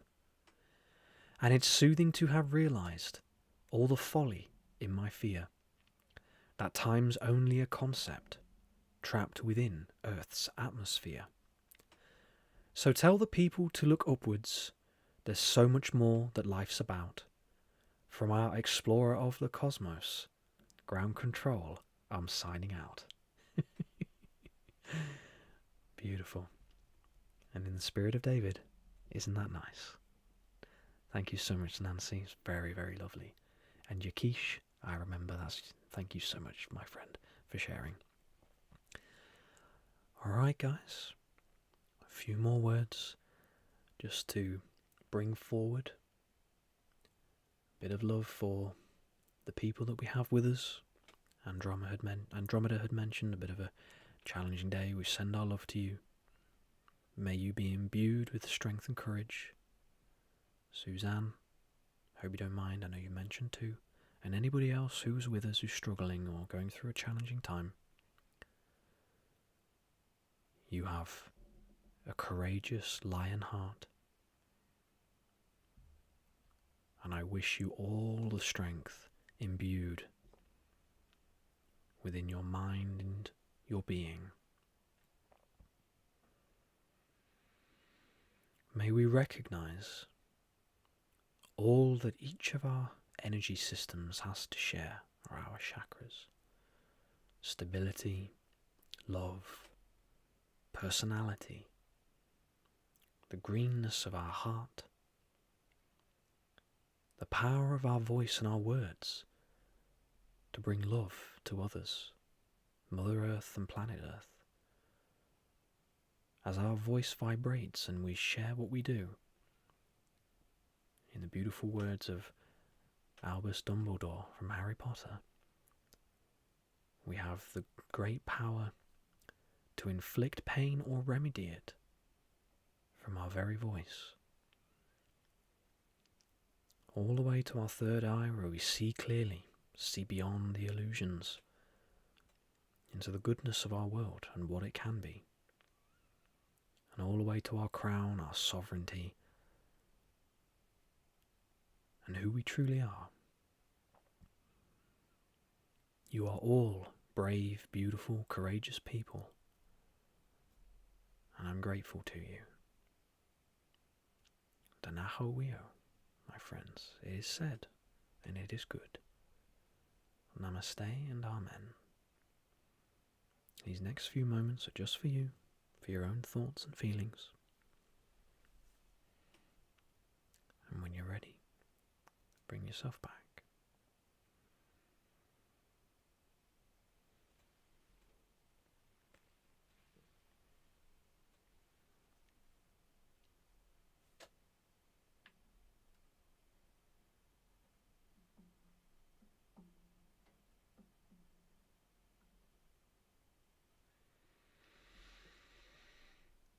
Alright guys, when you're ready, please bring yourself back into the room. I can already see some people sharing some love and appreciation to Nancy. Yes, Nancy, thank you so much for that beautiful poem. Wasn't that wonderful? Guys, I just want to go back just to what we were listening when David was sharing his words, and he'd finish every paragraph and he'd come and he'd look into the camera and he's like, isn't that nice? I don't know why that stuck with me so much. Such a beautiful way to just bring that love in. So yeah, Nancy, that was absolutely fantastic. So Bradine and Nancy, thank you for sharing your 2 poems this week. I need to double check if anybody else has, but don't forget guys, it would be amazing if you have any poems you'd like to share. I might, if we don't get 2, I might try and write a second one. I am a big fan of poetry. I know my mother said she was working on one, so Mum, if you get to it, then maybe we can share one of your poems. That would be really lovely. Yeah, that was lovely, Nancy. Thank you so much. Peridot says, what an incredibly soothing and grounding voice you have, James. Bless you, Peridot. That's very heartwarming. Very kind of you. Thank you so much. Suzanne says, I so appreciate the prayers from everyone, and I also send them out to each of you and to humanity from my heart to yours. Beautiful. Thank you so much. Very kind of you, Suzanne. Bonnie, welcome. I don't know if you've commented up above, if I've missed it, but thank you for being here. She says, so beautiful. Very kind of you. Yes, maybe not too many in such a short amount of time.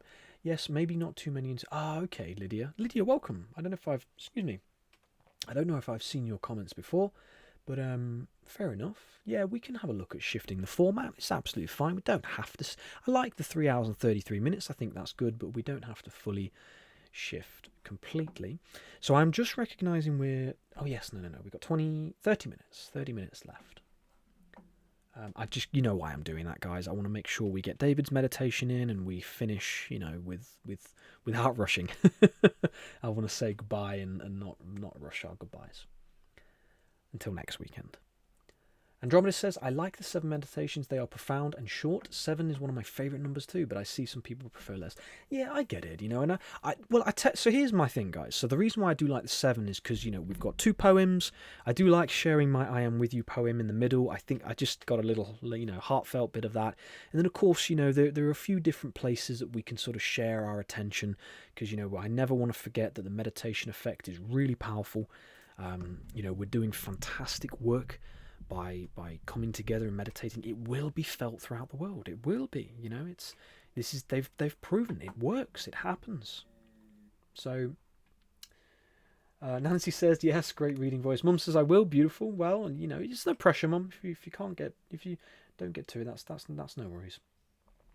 Brizzy says, Tree Dog says, great poems and meditation. Thank you, my friend. I really appreciate that. Very kind of you. Glad you enjoy it. Yakish says, healing the world. Wonderful. Absolutely. Leilu, it seems that the 3337 could be an acknowledgement of the 7 meditations. Leilu, could you remind me what you mean by the 3337? Let me know.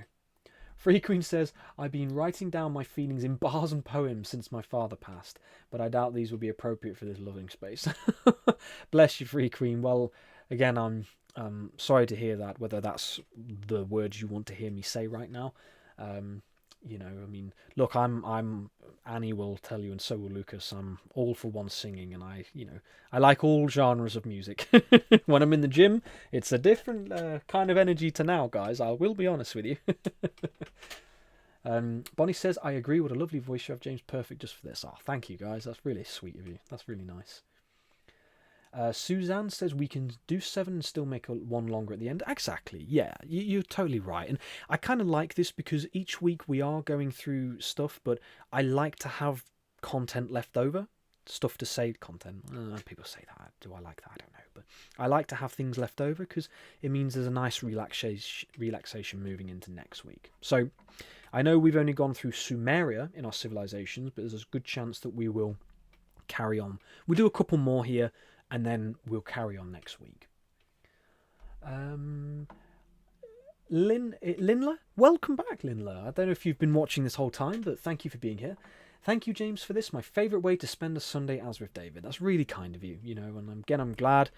I feel strongly, if David's still here, David, we're with you. If you can see this, we're with you. You know, something's going on, brother. You know, and all the hard work you did, all the work you did, awakening people to questioning the truth of our reality, it's worked. You know, Mafra is incredible.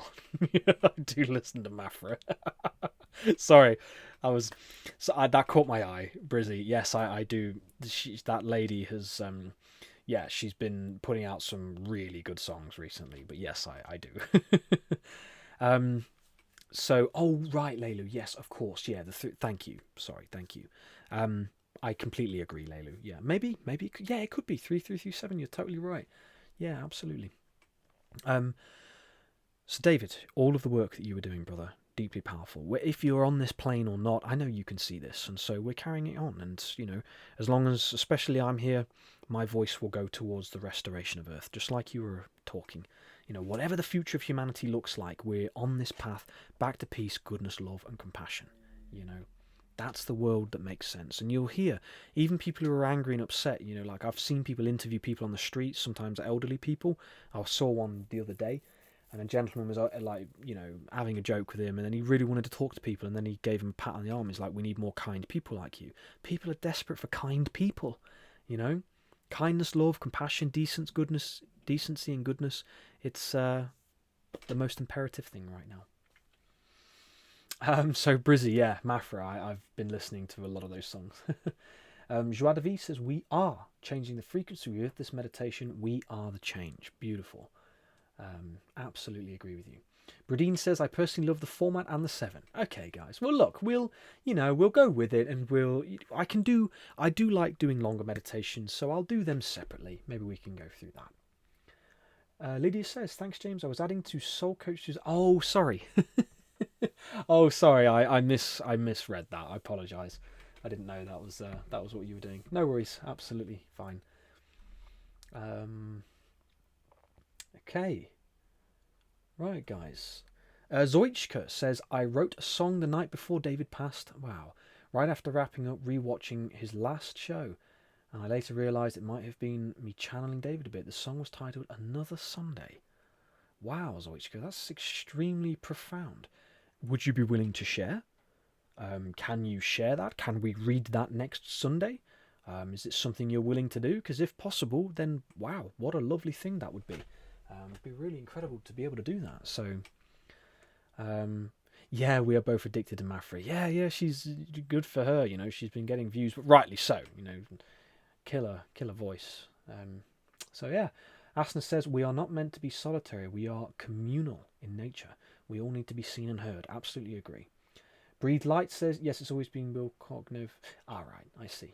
Wilcox is a Canadian musician. All right, brilliant. Excuse me.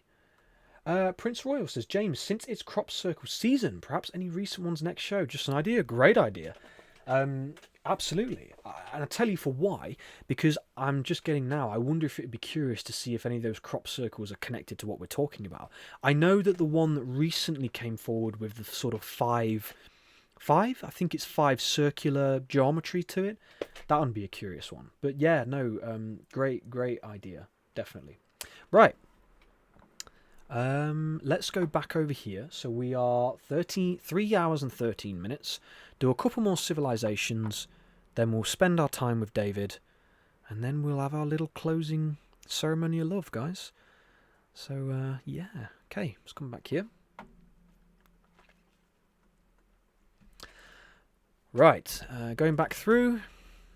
So, we discussed that Sumeria fell from an agricultural collapse, basically. So again, just this idea that if you're not using the forest garden and the way that it works, the roots of the trees keep the water in the soil, it keeps the soil structure, the mycelium pass the nutrients to trees and to each other, so it's a massive part of it.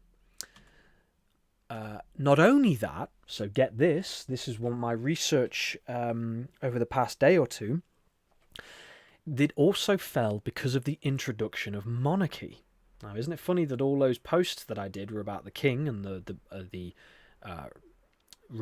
sort of dissolving monarchy? Kings derived legitimacy from the gods, specifically from Enlil and Nipper, considered the chief deity. Any king wanting true authority had to be recognized by Nipper's priests. The priests part is important because, again, Anastasia says that a lot of the priests of Egypt and the earliest civilizations, the sort of the more negatively inclined priests, are still working behind the scenes today. This gave the priesthood enormous political leverage over secular rulers, creating constant tension between temple and palace.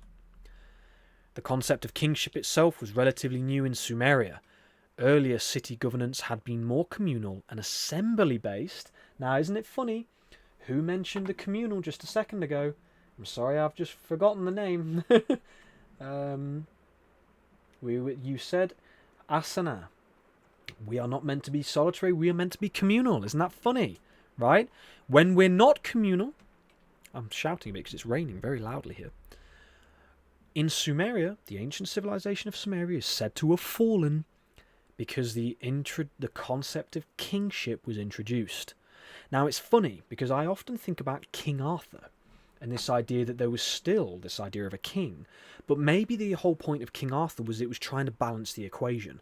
So kingship was introduced, which was this methodology of power, which was used to manipulate people either through understanding that they were gods, or that they had a specific bloodline, or that they were, certain ETs that had came down, or otherworldly beings that came down, and they revered these beings, and then they became monarchies, and etc., etc. So you have this elitism, or this philosophy of elitism. Now, I don't know how I fully feel about that. Maybe we'll discuss that in next week's live. But, yeah, it's just very interesting that this idea that the failing of crops and the introduction of monarchy was what ultimately led to the fall of Sumeria, the civilization of Sumeria. Next, we have the Akkadian Empire. Now, get this. So, supposedly, the fall of the Akkadian Empire, if I remember rightly from the research, there's the timelines kind of here nor there, but let's just say 2334 to 2154, they had environmental and climate catastrophe again through drought. A 4.2 kiloyear event around 2200 BC, a severe and prolonged drought struck the entire Middle East and beyond. Now, I did say to you, my knowledge of this is very bad, so I did put these together quite quickly. I hope the information is fully accurate, but I do know that this is what it says. They had catastrophic crop failures, mass migration of starving populations southwards, the collapse of cities in northern Mesopotamia almost overnight, and archaeological evidence shows some northern cities were simply abandoned mid-occupation. So what do we have? When the land is not nurtured by the forests, you have suffering of the people. And if you remember correctly, what I mentioned about the Arthurian tradition is that the Arthurian tradition with the blue rose says that when the blue rose symbolizes the land. I have it tattooed on my chest. India. Much love to all. Just able to pop in now. Wanted to share that Dr. Joe Dispenza is hosting a free all-day global meditation this Thursday, May 21st. Link to join is on his YouTube channel. Thank you so much for sharing. Beautiful. That would be a great place to go and continue our meditations before Sunday. Wonderful. Thank you for sharing, India. Very kind of you. And thank you for coming in at this time. So again, we have the fall of this civilization because the failing of crops. So in the Arthurian tradition, you have the blue rose. Excuse me, and the blue rose is symbolic of the land, as I said. When the blue rose is not nurtured, the land falls and descends into a wasteland. Right? This is the allegorical or metaphorical symbolism of the Arthurian tradition, and this is why. So it is giving us the wisdom in, I said that very profoundly, the wisdom in our ancient cultures. They know what failed, right? And remember, the Lady of Sovereignty is the one who bestows, etc., etc. They know what failed. And so, I don't know if I fully checked this slide, so we're going to find out. But if I remember correctly, did I check this? No, I didn't. And I didn't fix it properly. So, we're gonna come back to ancient Egypt, guys, because I don't know how accurate that is. But I believe that they had the exact same drought. But we're going to stop there because I want to be accurate for you guys. Right, okay, let's come back. All right, guys, so what we're going to do now is we are 3 hours and 19 minutes. So we're going to go back over to David. Just going to get this up here. I'm going to finish with David's lovely global live peace meditation. Now, I'll just double check how long it is. So 3:25, so 5 minutes plus, so 8 minutes. We could maybe do the whole thing if we wanted to. Let's do the whole thing. Right, guys. So we're going to go back here. The honor that we have to be here with you now, sharing these words of healing. Press pause. You are protected. Whoopsie, bit too quick. And then we're going to open up here. Cool. All right, guys, so when you're ready, take a nice deep breath in. And as you breathe out, just relax. Loved and cared for in ways you cannot even imagine. We are very grateful to support you and to count you as one who is heard and understood. This moment in your history seems contentious and rife with illusions, as this is how the ancient prophecies foretold it would be. Rise above the fear of the moment and recognize that you too can become the light. This process is subtle at first, but will not always remain that way. You have a glorious future ahead of you, truly. We thank you for listening and adhering to these messages regardless of the hardships involved. Thank you, and peace be with you in the light of everlasting love. Adonai and Amen. Yay! Now let's do a little bit of a quick global peace meditation. Just a couple minutes that we have here. Let's close your eyes now. Somebody said it is still Palm Sunday in Eastern Christianity, actually. All right, close your eyes, both feet flat on the floor. We should do a meditation prayer to help soothe the war and end it as quickly as possible, says Jay Brady, for humanity itself. Yes. Take a nice deep breath in. Let it go. Take another nice deep breath in. And again, just let it go. Breathing love and healing to all those areas in the world where there is stress and pain and fear. Breathing in this healing process to the areas in the Middle East. We invoke the holy name of Jesus Christ.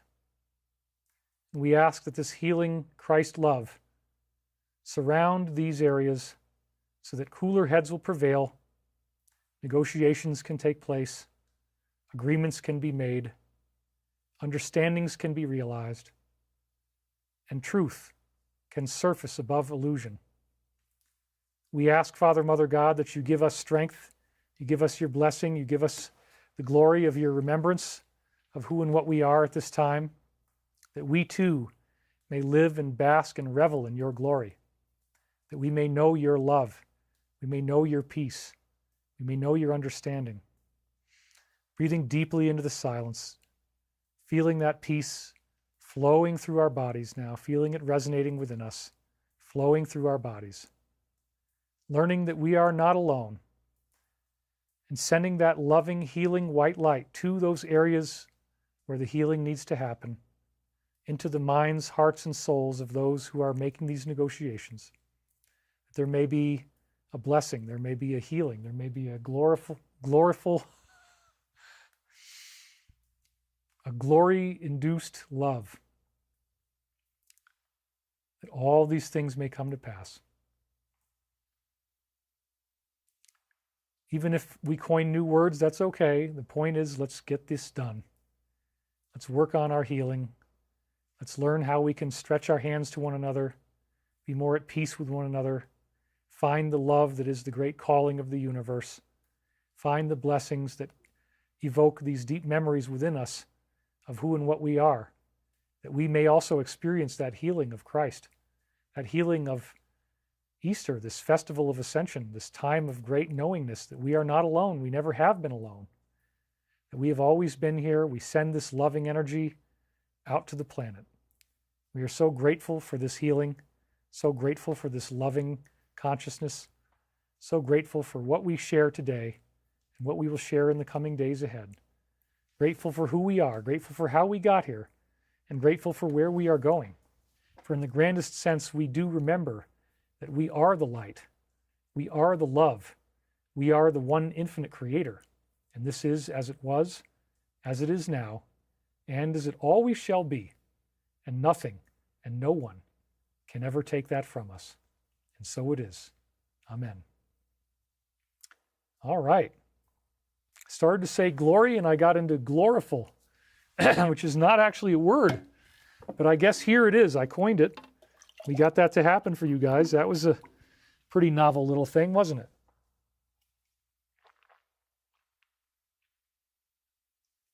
I'm very grateful that you guys are here.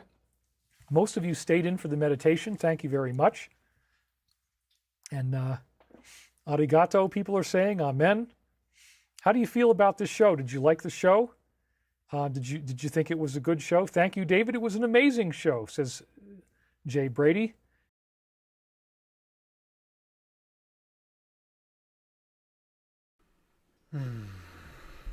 Yeah, that was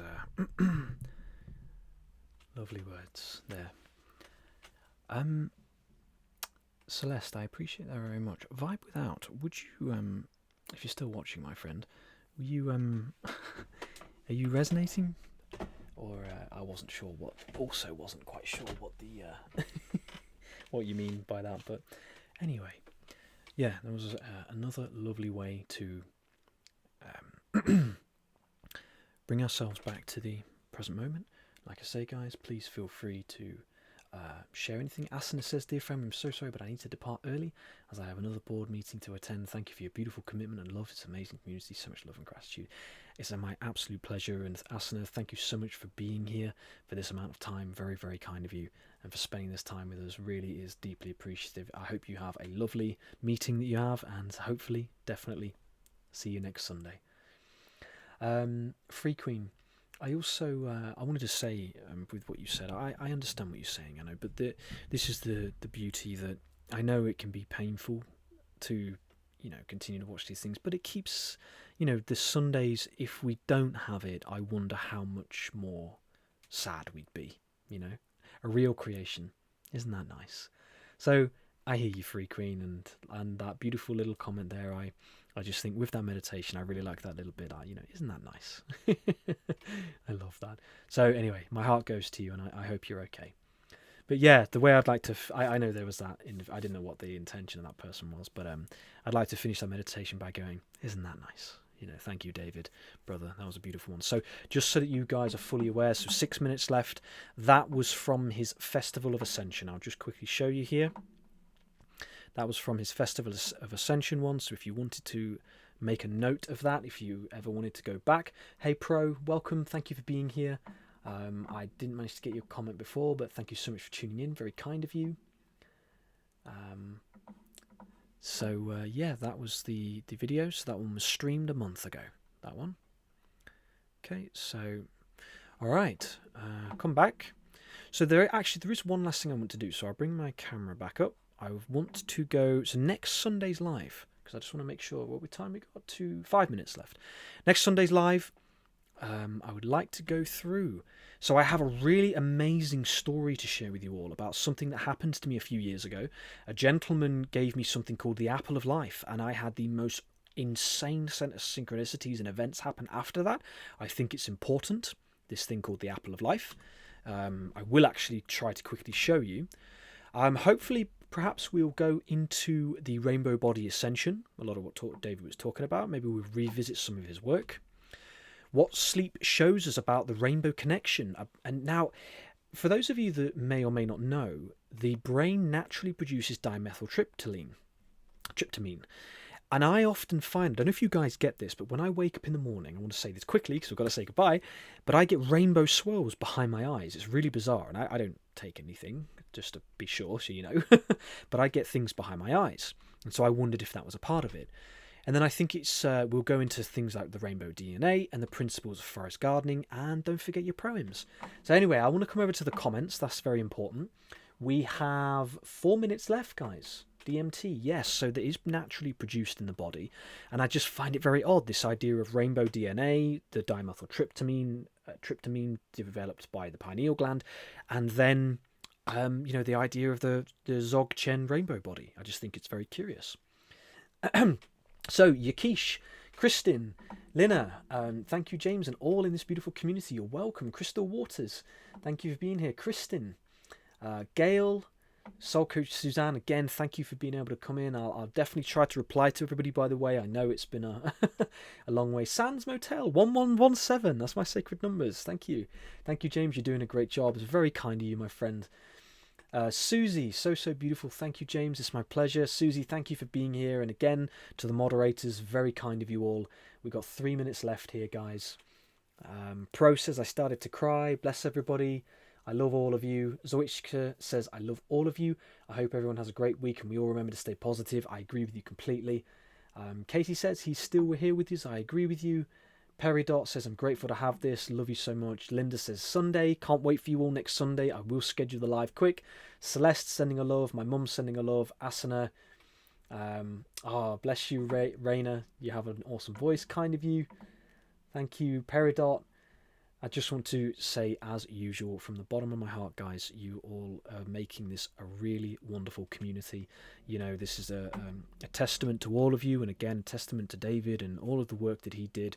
It's really, really, really beautiful. So I am very, very excited for for this Sunday.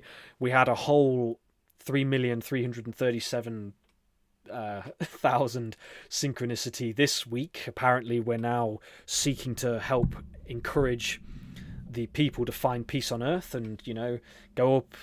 Victoria, welcome. Thank you. It's my pleasure. Thank you for being here. It's my pleasure, Lydia. Thank you. Joie de vie. Expanding my heart of love. Thank you, James. It's my pleasure. Crystal, India.